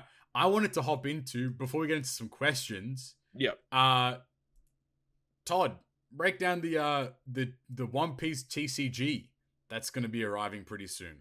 Oh yeah, so basically there's cards and they have One Piece characters on them. Done. All right, on to question time now. What's going on? That's basically all we know. Like we don't know a lot right now, but they were saying that, you know, well actually the thing is the Japanese release of these cards is July 2022, so we're not far away from that. Like that's 3 months away. Very soon. So we still don't know how to play the game. We don't know. We only know one card's abilities in the game. So right. I would hope over the next couple of months we figure out what's going on. They did say they're going to release an application that you can download that teaches you how to play the game. Awesome. And it allows you to like play the game on your phone, and you can play against like tutorial missions, and then after you complete tutorial missions there'll be like one where you can play against a computer. They did that for the Digimon TCG, so they'll be doing that also for the One Piece TCG. And yeah, it's releasing in Japan 2022. A lot of people asking when it's releasing for English and other regions. We don't know the exact date yet, but we know that it's going to be just later in 2022. So my guess would be October, November-ish. It's definitely not going to be December. It'll be October, November. But the thing is the Digimon TCG also had a very similar release where when it initially released in Japan, it was like July or August of that year. And it was scheduled to release later that year for everyone else. But due to the pandemic, they had to do huge delays, and it didn't come out till like March or April the year after. So don't hold your breath in terms of the English release, but it could be like early 2023. Hopefully it's late 2022. And I'll be definitely purchasing a couple of these for sure. Oh yeah. At least 1 or 2 cards. Yeah, maybe. Because I must say, my days, but the art on some of these cards is fucking crazy. Hopping off. Like they're like I don't like. I'm in such a shit mindset. Cause I'm like, I really want to buy these cards. At the same time, it's like, do I really want to invest? Holy shit! This much money? Like, yeah. That Zora card is too much. And like those artworks of those 3, like there's going to be some text on them as well that actually have effects, but they just decided to just show those artworks and say, oh, look how cool it looks. Have you seen this Yamato? Yeah. That Yamato is paying. That Yamato is so paying. Yo. Yeah, it's like full on custom artwork. How fucking sick is that? It's cool because they're gonna have like different cards where like they're gonna have ones that are based off of the actual manga panels as well. Yeah. And then there's ones where it's like official Oda artwork, and then they've got custom made artworks for these other characters. So, and it just looks so good. Like it looks really high quality. And the thing is this is being developed by Bandai. Now it's not Bandai Namco who do like the video game stuff. This is Bandai who do toys like Tamagotchi, Digimon, stuff like that. Yeah. And they also do the Dragon Ball Super card game, which is relatively successful. The Dragon Ball Super card game, the Digimon card game is actually more successful than the Dragon Ball Super card game right now. And if it goes anything along those lines, this has the potential to also be a very successful card game that could last for many, many years to come. So I'm very much looking forward to this, and I've already pre-ordered some Japanese cards. I've pre-ordered the starter decks in Japanese. I've pre-ordered a couple of boxes in Japanese. We're going to see what it's all about. I think, look at this Luffy art, man. Yeah. Like that, and that's what, it's dangerous. It's dangerous. They're trying to trick me here. These pieces of shit. They've got me by the balls, and I'm just like, God damn it. Because, like, this shit is so sick, but it's like, I don't want to invest like that much into like, but at the same time, like, if it's super fun, like if the mechanics of it are like fun and it's fun to play, like I don't see like why not, like at least get involved in it, you know? It's I think it's super fun, and even like just the art of the cards alone, like is just incredible. Like at least from what we've seen, I'm sure there's even crazier stuff that's gonna pop out as well. So like, look, I'm pretty excited. I'm just excited to see this is hype. To see like what's gonna happen with it, because I think that there is definitely like, I mean, I feel like the popularity of One Piece is just going up and up and up as well right now, and I think that it's the perfect time to capitalize on that market. And I think that it's crazy that we've gone so long. We've gone so long without like another one, because like there have been One Piece card games in the past, but they've been super dead on release, and they just haven't done anything. And considering the success of TCGs recently, with, I mean, Magic the Gathering's been obviously super strong, Pokemon and Yu-Gi-Oh, they're like the big 3. Yeah.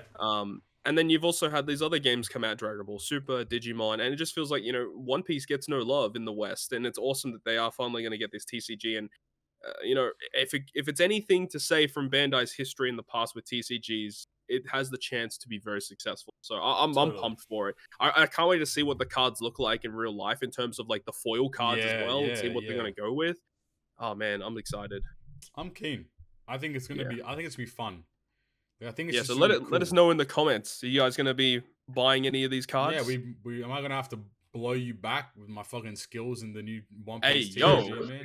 Yay! I didn't say blow your back. I said blow you back. That's hey, don't do that either. We're doing none of that. Hey, yo. Well, anything else you guys want to chat about before we hop into some questions? Nah, I'm good. I have one thing. Oh, go for it. So my friend, I think I mentioned this before on the pod, but I have a friend who's in the Marines and he's stationed in Japan. Yep. And he sent me. Oh yeah, I mentioned this before. It was like the beginning of New Year's for my Christmas gifts. So I finally got my Christmas gifts. Here we go. And one of the statues, one of the figures I got is actually, funny enough, from Treasure Cruise. It's fucking it's the V1 Law statue. Yo, that's tight. Yeah, that's awesome. Pretty cool. That's tight. What the fuck?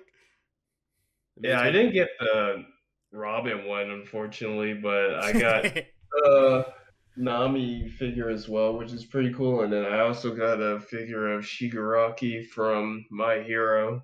Oh yeah. So yeah. Damn. That's awesome. Good taste. Dude, that's the thing now. Like when I inevitably go back to Japan, I'll be on the lookout for like OPTC stuff, like for real. That stuff is out there. You know what I mean? There's lots of figurines, like lots of like keychains and like this and that. Like, so I'd definitely be on the lookout. So that's tight. You got a V1 Law from like Treasure Cruise as a statue. Like that's lit. Like that's so lit. And my friend, who also got stuff, he actually got the Ichiban Kuji Luffy, which made me laugh. I was like, hey, it's man. That guy. Is that dude? We know that guy. We pulled for him, man. Let's go. Yeah. I wish the statue had a super type. That'd be pretty cool. Oh, well, there you go. Good stuff. That's it. Before we get into everyone's favorite segment after the favorite segment, let's go through our YouTube members. As we've said in the past, no need to join, but if you want to support the channel on a financial basis, hit the join button. Helps out a great deal. We have multiple different tiers for how generous you're feeling, but in reality, just any support is super super kind, and we greatly appreciate it. We want to give a shout out to our good members, Stump Rion, and our new good member, Dave the Inhuman, aka Legendary Rogue. He's now part of the squadron. Our GOAT, our great members, MyDrunkenMoneky and Cody, our perfect member, Kisa, and our three wonderful producers, Omni, TheLordShiro, and Wisniewski. So, thank you so much, all of you guys, for your support. We greatly appreciate it. But now, into everyone's actual favorite segment, it's the Q&A. Woohoo! As per usual, if you have any questions, you can send them through to us at GGP Podcast on Twitter or via our YouTube community tab. Starting with the first question from @RedHaloGaming. He asks, hey guys, this question more directed towards Todd and Papi since they still play. With the JP Annie coming up and the state of the game how it is there anything the devs could do with the Annie or not do that would make you consider quitting or at least taking a break? Man, that's a tough question. It really depends on the generosity of the event period. I was going to say the exact same thing. I'm expecting the gem sales to be the exact same as New Year's. Yep, 300 pack, that's this and that, like a couple 10 gem packs. The 200 packs with the legend tickets and stuff like that. Maybe that random like 50 gem pack for like $14 that they did once, like back in the day. But yeah, nothing too crazy. So probably that, and then, man, I really hope the Sugo Fest is good structure, but man. Look, the Sugo Fest won't make me quit, but it'll make me really pissed off if it's really bad. What would make me quit is if Grand Voyage is dead content from the very start. Mm-hmm. Because if Grand Voyage, because Yoshi's presented Grand Voyage as this like, this content you can farm at any time, it isn't on a clock, like blah blah blah. If I can clear Grand Voyage in a day, it's dead content. And I know you could blame me for clearing it in a day, like, oh, you should take your time with it. But it's like, you're tying this to a new upgrading mechanic. So obviously people want to be as quickly farming as fast as possible to get the new materials. But if the content isn't actually, not only, like, if it's not interesting, then I don't care. But if it's actively something enjoyable to do on a day-to-day basis, then I think it'll be a success. If it isn't, it's dead content. It's like on your stream, Tom, when we were doing Treasure Map stream, how we're talking about the Skillbook Island. How no one wants to actively farm that every day because it's such a tedious process to farm. Mm-hmm. So I hope to God that Grand Voyage doesn't feel tedious, or doesn't feel like I can complete this in a single day, or like whatever it is. I really hope that it's just like, this is a lot of content. You can play it a long time. It refreshes. You can continuously keep farming it. If it isn't that, then like we're in a bit more of a sticky situation here. Because getting rid of GARP challenges that's a big thing. Like, GARP challenges no longer existing, no longer having a consistent 40 to 60 gems per month. They exist, they just don't refresh the mission. Exactly, though, right? Yeah. Like, that's the big part. Is the fact that the missions don't refresh, like, that's a big step. It's a big call. Yeah. It is. And then I think that they mentioned in the news that, like, some of the rewards will be redistributed into other areas. Namely, probably into Grand Voyage. But you would think so. If we're not earning 40 to 60 gems a month at minimum from Grand Voyage, or from other bits of content as well, then free-to-play suffers. If free-to-play suffers, a lot of players quit because free-to-play is already tough enough as it is. And then that's when things start tanking.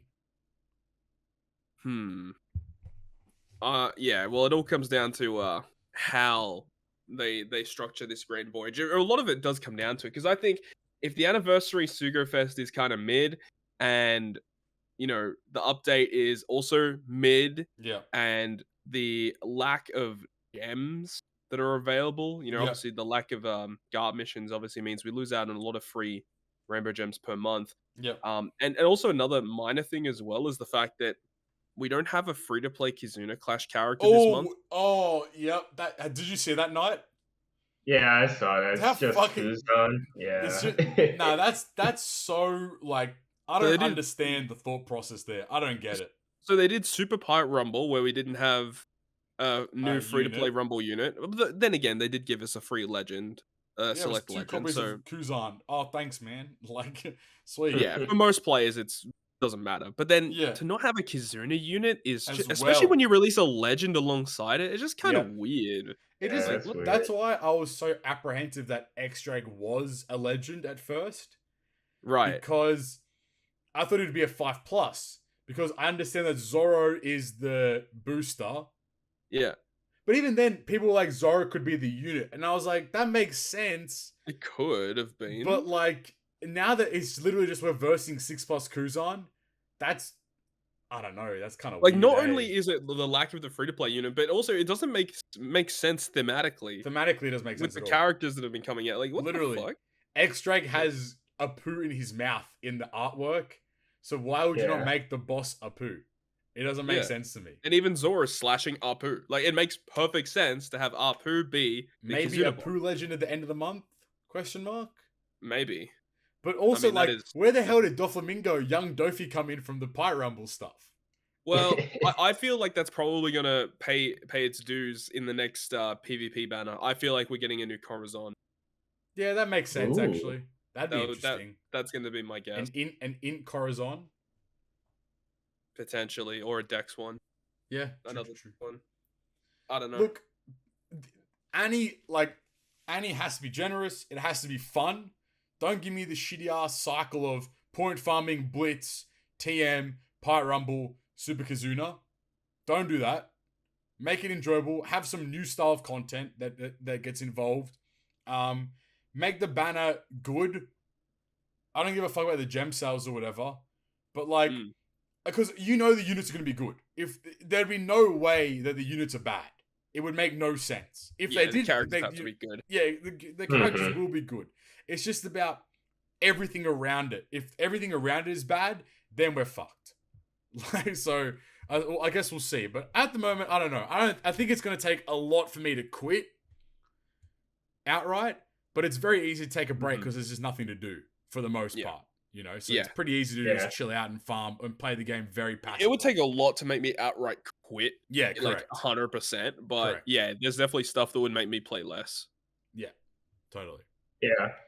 I think the one thing, like, I don't play, so my opinion probably doesn't fucking matter. But at least from last year when they didn't release shit, it was just like, oh, here's Final Tip, and then here's just regular shit. Like, here's a banner. Here's regular content. Like, yeah, I don't know.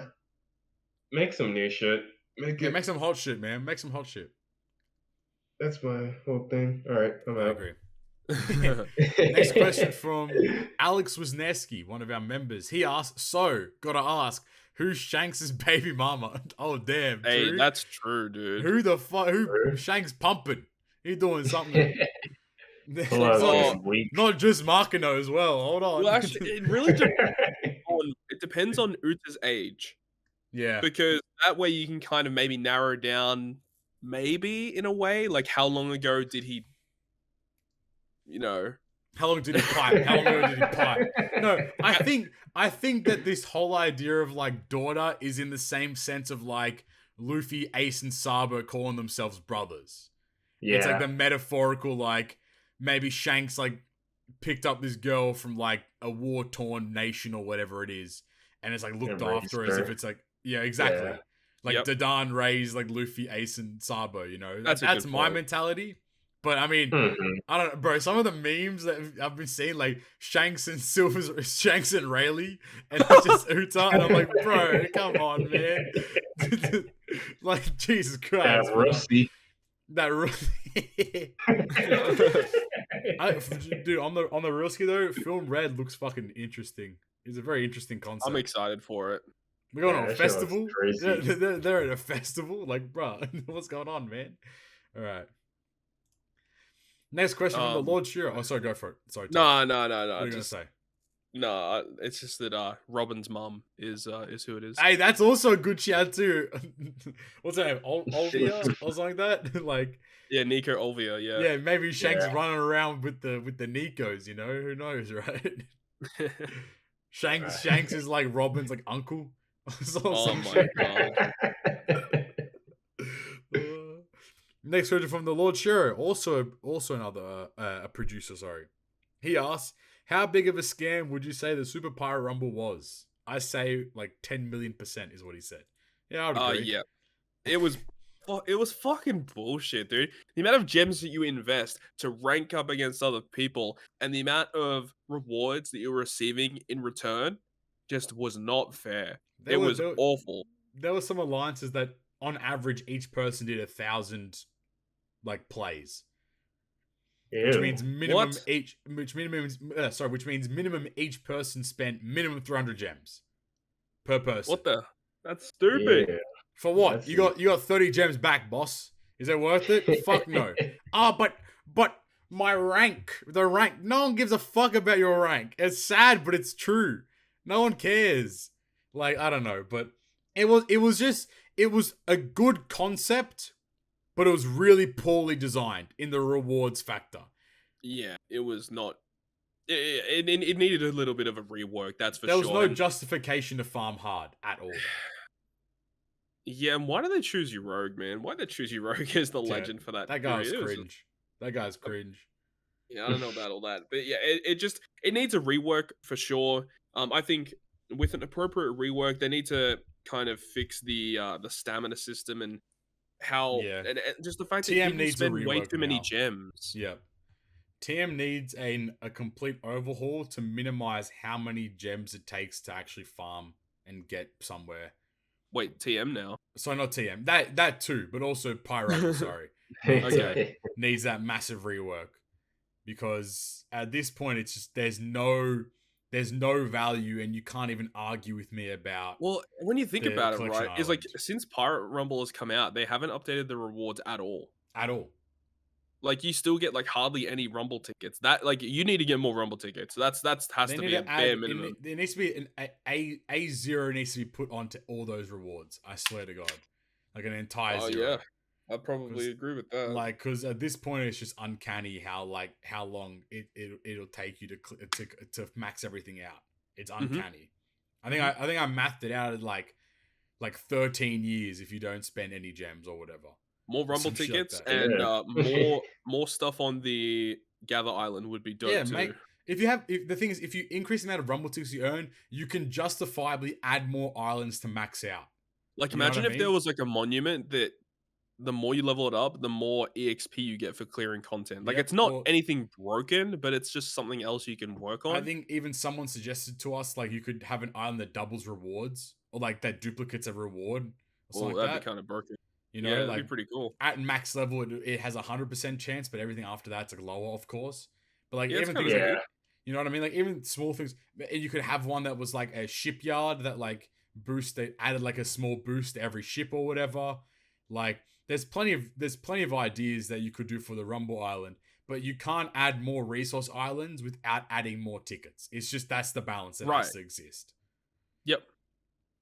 So I think there is room for PvP to become super fun again, but you just need to minimize the amount of gems, add more tickets, and make more things to upgrade, and then we're kind of talking. But that's like probably like a whole year's worth of work that needs to be put into that to make it happen. All right, next question. At Obsidian_Steed, he asks, or they ask, sorry. To those that beat Elden Ring, what are your final thoughts? Would you like DLC for the game? For me, I'd personally love DLC where you'd fight Radahn at his prime before the rot took over his body. Well, if you want to see most of our thoughts, you should go check out the other episode of the go check out the actual Elden Ring podcast. But would you guys want DLC? Absolutely. Definitely. I think it's a no-brainer for Elden Ring, right? Yeah. I mean, and considering how successful the game is, it's just free money, honestly. Yeah, 100%. And the thing is there's so much extra stuff that they really can put in. Like, they've left room for stuff to grow in this world. There's lots of stuff that could be explored. So yeah, for sure, they could be adding stuff. What else do you say? What are final thoughts? Final thoughts. I thought the game was phenomenal. Definitely one of the best games I personally have ever played. And if you haven't played it and have been hesitant in dipping your toe in the water of the FromSoft games, this is a perfect game to start with. There you go. Yeah, I didn't beat the game last time, but now I finally have been in the game, and my man beating it at level 1. Now he's fucking it up at level 1. What's up? But yeah, I really loved the game. I thought it was really good. I think it does suffer from being too big. That's a good point. I think it suffers from being too big, that it has to fill the open world with stuff, so it ends up cutting corners and not having like a whole bunch of original stuff, which I don't have a huge issue with that because it's not a big thing, but it's like I think that's one thing that it like suffers on. I wouldn't say it's my favorite FromSoft game, but depending on how they deal with the DLC, it definitely can potentially be my favorite one. But I still think it's really good. Yeah. No, I agree. I mean, I'd probably echo all of those things for sure, without a doubt. Hell yeah. All right. Next question from... Did I delete a question? No, I didn't. Next question from Jalexa. They ask, hello everyone, the podcast is going good, keep it up. And I wanted to ask, since the 8th anniversary is coming up in a month, did you ever think that OPTC would have lasted for this long? I mean, absolutely not. Yeah. No. Yeah, no way. I think they've done a good job in like planning. Yeah, like, 100%. and the fact that it has lasted this long is pretty crazy. And like the game still makes pretty good money too. A lot more money than ever, as a matter of fact, which is the crazy part. Like I don't expect this game to be going anywhere until it gets to a point where, you know, they're making less than $1 million per month. At that point, I'd be asking questions and saying, yeah, it's probably not going to last too much longer. but it's doing really good financially. Obviously the community morale isn't super high. Yeah. But maybe with the anniversary that may change. I hope it does. Yeah, fingers crossed. I mean, I echo everything you've just said, 100%. Yeah. Moving on, Omni, another member. They ask, "Howdy, fellas. What characters do you have set for your home screen, and who is a must-have on there? I've got Beast Pirates, V1 Kaido, Straw Hat Crew, Whitebeard Roger, and OG Snake Man." What's your home screen, Todd? I have Roger Whitebeard, V1 Roger, V1 Odin, Yamato, and V2 Odin. So I've got like all the big free spirit boys, the slasher boys. The OP units. The OP ones, yeah. I just love the artworks. I have Final Tab Law, Ace and Sabo, Whitebeard Roger, Halloween Perona, and then Zorojiro. Shout out to Perona. Okay. Nite, what would you have? If I remember correctly, I think I had Final Tap Law versus Akainu, Roger. I think I had a Log Luffy and Robin. Yeah, I think I had that. Something like that. 5 different copies of Robin. Facts. Let's go. Next question from JMess210. They ask, "What kind of unit do you think the new female character in One Piece Red is going to be? Legend, support, limited rare crit, etc. With that, what do you guys think Shanks would be then? Thanks for all the great content, gents. Except you, Flame, but it's okay. I'll still stay subscribed to your account." Love it. I mean, she could easily be a legend if they really they could easily advertise her as a legend. Yeah, but maybe definitely double legend. Yeah, they could also just make her like the free-to-play unit to farm for that content or whatever. Same thing. But I could definitely see her being a legend. Same thing with... I mean, Shanks is obviously going to be a super... I think he's going to be a Super Sugo Fest character.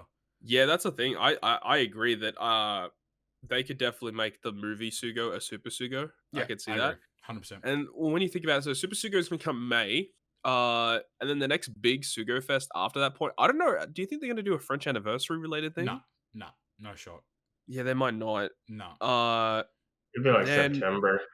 The next one will be September. Yeah, because I was also thinking, what about One Piece Day? Maybe not. Ooh. When's One Piece Day? It's like June, July, right? July 22nd. So it's like right before the movie comes out. Movie comes out 6th of August. And then the 0.5 Annie is basically right after the movie comes out. So the movie one could be a Super Sugo, and then you've got, One Piece Day right before it. So I think 0.5 Annie is also going to be a big celebration too, because it always is. Yeah, they always have something released for September period that's massive. So I don't know. It's a tough one, because if they do a Super Sugo Fest, they're going to have like maybe 3 Super Sugo Fests back to back, which would be kind of crazy, but at the same time, you wouldn't really put it past them. Yeah. So I mean, take it with a grain of salt, I suppose. Either way, Shanks is a legend without a doubt. Uta though, she could be a legend. Yeah, or she could be like a rare recruit, or she could be the free-to-play unit for like TM or Kizuna or something like that. Like I could see all of those being possibilities, for sure. It would be silly for them not to capitalize on making her a unit that you pay money for. Like it would just be kind of silly, I think. So her being a legend would make a lot of sense, in my opinion. I'd be okay with it. Yeah, 100%. Add her to the home screen. What's up? Let's go. Put her in the center, then put Rayleigh and Shanks on either side of her. Put her in the jar. Put her in the jar. Hey, oh no! Hey yo! Come on, dog. Come on, dog. Come on.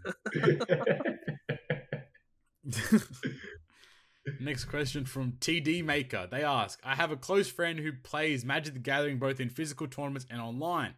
With those physical cards he owns being able to be incorporated into his online account and vice versa, as I understand. The question for you all related to this is thus." Damn, use the word thus. Hold on, this guy's a connoisseur. Mm-hmm. "Do you think we should be worried that the end of OPTC may be near with the release of the physical OP card game? Now on your shores, especially given some of the issues, financial and otherwise, that have been discussed here for OPTC. I think if I were them, I'd probably move in a similar direction. Of course, they have been known to be more greedy and continue run both simultaneously, in which case, cheers to them, I suppose. Hate to be a downer, but I'm interested in your thoughts. Thanks always, and well wishes from Ohio. Thank you, TD Maker. So I guess... I am confused about what he's saying. The question is, do you think that the OP card game will cannibalize Treasure Cruise? No. Or I don't think so.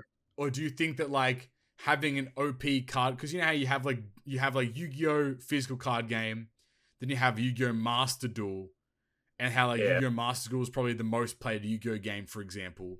Do you think that like OP card game having a physical and online variant would cannibalize like Treasure Cruise as a One Piece game?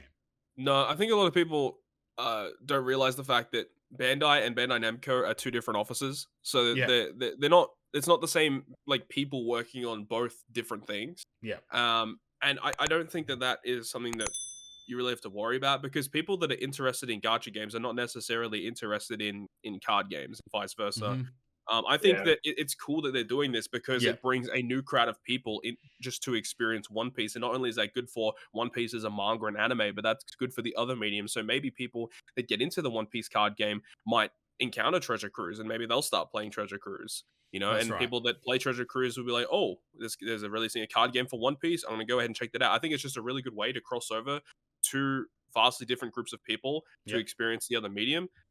That's the way I see it, and I really don't think there's anything to worry about. Amen. I mean, you just summed it up perfectly, I think. I got nothing else to... I just think, like... I think that I agree with you in the sense that, like, whilst card games and gacha pretty much this, like, if you break it down to their core things, it's the same concept. Like, you spend money to get a random assortment of items, you know, and that's, like, how that works. But at the end of the day, like, it's two different mediums completely. Treasure Cruise isn't a card game, it's a puzzle game. And, like, the TCG is literally a card game. So, like, they're two different, like, on two different paths. Like, so... I don't see it being an issue, at least right now. This might be like things that aged poorly, but I mean, if that's the case, then so be it, right? But like, I don't see it being an issue as well. Mm-hmm. All right, as per usual, the only right way to end it off is with the peanut butter burger guy, aka Cswins, aka Cody. Hey guys, as always, thank you for the work that you do. I only have a couple questions for you this week. Been between work and some stuff around home. It's been a bit hectic. Growing up, what was your favorite TCG? I was big into Yu-Gi-Oh! And Pokemon cards. Loved the Digimon cards, though I never learned how to play that one. What do you... For me, it was definitely Yu-Gi-Oh! Like, we had Pokemon cards, but like, it's that situation of like, no one actually knows how to play the fucking game. But like, everyone watched Yu-Gi-Oh! So everyone knew how to play the game. Yeah. So even if you didn't understand even if you didn't understand like the monster's abilities and like this and that, you still understood that my attack is like higher than your attack, therefore you're dead. Right. Like, you know, like it made a lot more sense. Basically, I'm the same as you. I had Pokemon cards, but we played Yu-Gi-Oh! Way more than we ever tried to play Pokemon. Facts. What are you, Nite? For me, it's just Pokemon. Like, I had some Yu-Gi-Oh! Cards, but I always just liked getting Pokemon cards. Yeah, I never played that shit at all. Maybe it's different in the States. I don't know. Because like definitely like here, like every morning before school, like Yu-Gi-Oh! Would be on. So everyone would be watching it. So I guess it's a little bit different. I remember as a kid, my mom bought me like the Yu-Gi Moto like starter deck or whatever. Yes, sir. And I used to lay out all the cards, and every time he'd use a card, I'd like turn it over. But I know that one. Like he used that one in the show. Cool, man. All right. Here's a quick pick one, as he always does. Be able to fly or read minds. Fly. Reading minds would break me as a human being. Because what if like you go out with some girl and then you read her mind, she's like, yeah, this guy fucking sucks. I was like, hey yo, man, like that would destroy me. Or it's just like you read like you're like a chef at a restaurant. It's just like, oh, I have to scratch my ass. It's like, oh, damn, did I wash my hands? You know, that kind of shit, right? All right, be the strongest person in the world or the fastest. Strongest. For me. Wait, does this stack with the flying ability? I mean, you could maybe. Bro, I'm just gonna be Superman. Yeah, that'd be the strongest. Strongest, yeah. Yeah. Travel by train or plane? Oh, depends where I'm going. Plane. That's tough.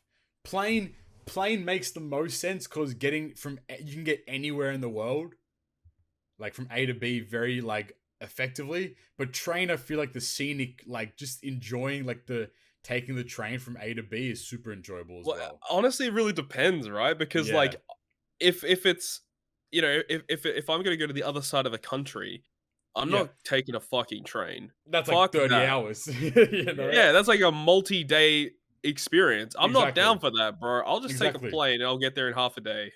You know? But then when you're in Melbourne in the city, you catch a train, get from like one street to the other. It's like, yeah, that's sick. Mm-hmm. Yeah, if it's a short experience, then train is fine. But if it's a long experience, then definitely plane is the way to go. Yeah, I'd agree. No doubt. Yeah, and then also planes, do all that inspection shit and going through all of it. Oh yeah, it's annoying. But I mean, for me, I would just pick the plane in general. Not in general, I had to pick one, if I had to only pick one, I'd probably pick a plane as well. Just because it's way more convenient, I suppose, to get from A to B. Plus they have movies. True. I've got one that's kind of interesting, right? I heard it the other day. I'm like, oh shit, this is actually a good discussion point. What do you think we have more of in the world? Oh do no. Do we have more people in the world, or do we have more toilets? People. Do you really think people? Yeah, because like more people are like born and shit. Like in China, they have like the highest population. How many people are shitting though? I mean, you don't need a toilet to shit. Like, that's facts. We're going primal. Well, there's almost 8 billion people in the world right now. Yeah, right. Do you think there's more than 8 billion toilets? I mean, maybe. Like, because you have to factor in all like the public facilities and stuff like that too. But then again, you have to also factor in like the average home consists of 4 people, maybe 1 or 2 toilets. So then you're at 2 per 1. So it's that's the thing, right? It's like, yeah, because you've got every home like at least has maybe one. Maybe one, yeah. And again, like some homes will have 2 or 3. And correct. If you've only got 1, 2, 3 people living in the house, then you know. And then you think of apartment buildings, apartments that each have their own toilet. You've got public places, you've got workplaces, you've got movie theaters, you've got stadiums. All these places that are inhabited most of the week, like in terms of stadiums, right? Like how many toilets are in a stadium, and like no one's really there during the week. Here's your question: households. How many toilets are there? Oh, my man's just gonna cheat in the MCG. Because how many people does the MCG hold? Like 100,000. 100,000 people, right? How many toilets do you think is in the MCG? Or no one's answered this question for me, so that's a shame. I mean, how many? Like, as a wild stab, I'd probably say maybe 200-300. Well, they look at that average, for example. Like that's crazy in itself, right? They have 100,000 people for 200 toilets. Like that's where I kind of get it too. I have a feeling it's toilets. Really? I don't know. There's more people that are born than toilets being made. How many toilets are manufactured? How many toilets? I don't want how much toilet paper. How many toilets are manufactured each year? But I mean, you said that it's like, you know, there's more people being made than toilets being made, but also people die. Correct. Yeah. Toilets die too. Well, toilets can die, but I feel like that you know, toilets will probably have a longer lasting life than a human. Maybe. So in America in 2005, there were 10 million toilets sold in America. Okay. Sold. Yeah. So that's not what already exists. Yeah, okay, true. And that's in 2005. So that number could even be like double, triple, quadruple now. Yeah. So like, I don't know. It's a tough It depends question. on what was the population growth in 2005? Okay. Now I have to look up American population growth 2005. No. Jesus. This is hard. This is hard to calculate. Now we're getting fucking deep, lad. now I'm into pewresearch.org looking at now I'm on census.gov. Here we go. My man's recommended stuff is going to be whack. Oh fuck yeah. All right, in 2000, between 2000 to 2010, there has been an increase in residential population in America by 27 million. That's a lot. But then also, we're talking about 10 million toilets have been sold in 1 year in America in 2005. So if you extrapolate that over 10 years and you assume every year 10 million, that's 100 million toilets in 10 years. So 100 million toilets in 10 years in comparison to an increase of population of 28 million, now you're looking at a 1-to-4 ratio. So like, now it's gone even deeper than that before. That's just in America alone. Definitely let us know in the comments what you think about that one. Hashtag team toilet or hashtag team human? Let us know down below. And as per usual, to finish off the Cody questions, some food questions. Let's say you're just getting in from a night out with some friends. You're just getting home and Oshi, you forgot to eat for like 6 to 8 hours. Where's your go-to takeout spot in this moment and what are you getting? For him, it's Jungle Jim's, the kitchen sink with suicide sauce on the wings. It's just like a sink full of appetizers. Interesting. HSP. Yeah, HSP or a kebab for myself. Yeah, facts. Kebabs go hard. Yeah, dude. You can't go wrong. Just go to the kebab truck. 3 a.m. kebab. Yeah, that's it. 3 a.m. kebab shop, meat, salad, bread, sauce. Delicious. Onions, lettuce. Done. Tomato. Good. Yeah. So good. What about you, Nite? What are you getting after a night out? There's this fucking calzone place by me. Ooh. That delivers and those shits. Ooh. Yes. Them shits just get one now. Hey, hold on. Yes, sir. What kind of calzone you getting? There's a whole bunch. I mix and match. Like, nice. I don't get the same one all the time, but there's like a Italian one. There's like a meatball one. There's a bunch of crazy shit. That sounds so good. But yeah. Perfect. Oh, yeah. All right. Not sure if you'll have the tier list up, but I'd like you to sort your top 5 food on the front of S tier. We will. Once we get the tier list sorted, we'll do a proper go. Again, apologies for not having as much as usual, gents. Don't stress. Cody, you're the best. All the best. Your boy Cody in Canada. Thank you, Cody. And I think that will about wrap us up for today, gents. Anything else? Yeah, just make sure you guys have a happy and safe Easter weekend. Happy and safe Easter. If you don't celebrate Easter, enjoy the holiday period. If you don't care at the holiday period, just enjoy whatever you're doing. Then stay grinding. Right. Just stay hustling, king or queen, or they. I don't discriminate. But if you enjoyed today's episode, make sure you go down there, hit the subscribe button. It helps us out a great deal. More importantly, make sure you go down there, like and comment on the video as well. We love reading the comments. We love seeing the likes go up. If you want to support us financially, hit that join button as well. If you want everything combined together, you can go to our social media link. That is linktr.ee/greatperfect. You can find all of our other social media platforms. You can find us on Twitter at GGP Podcast.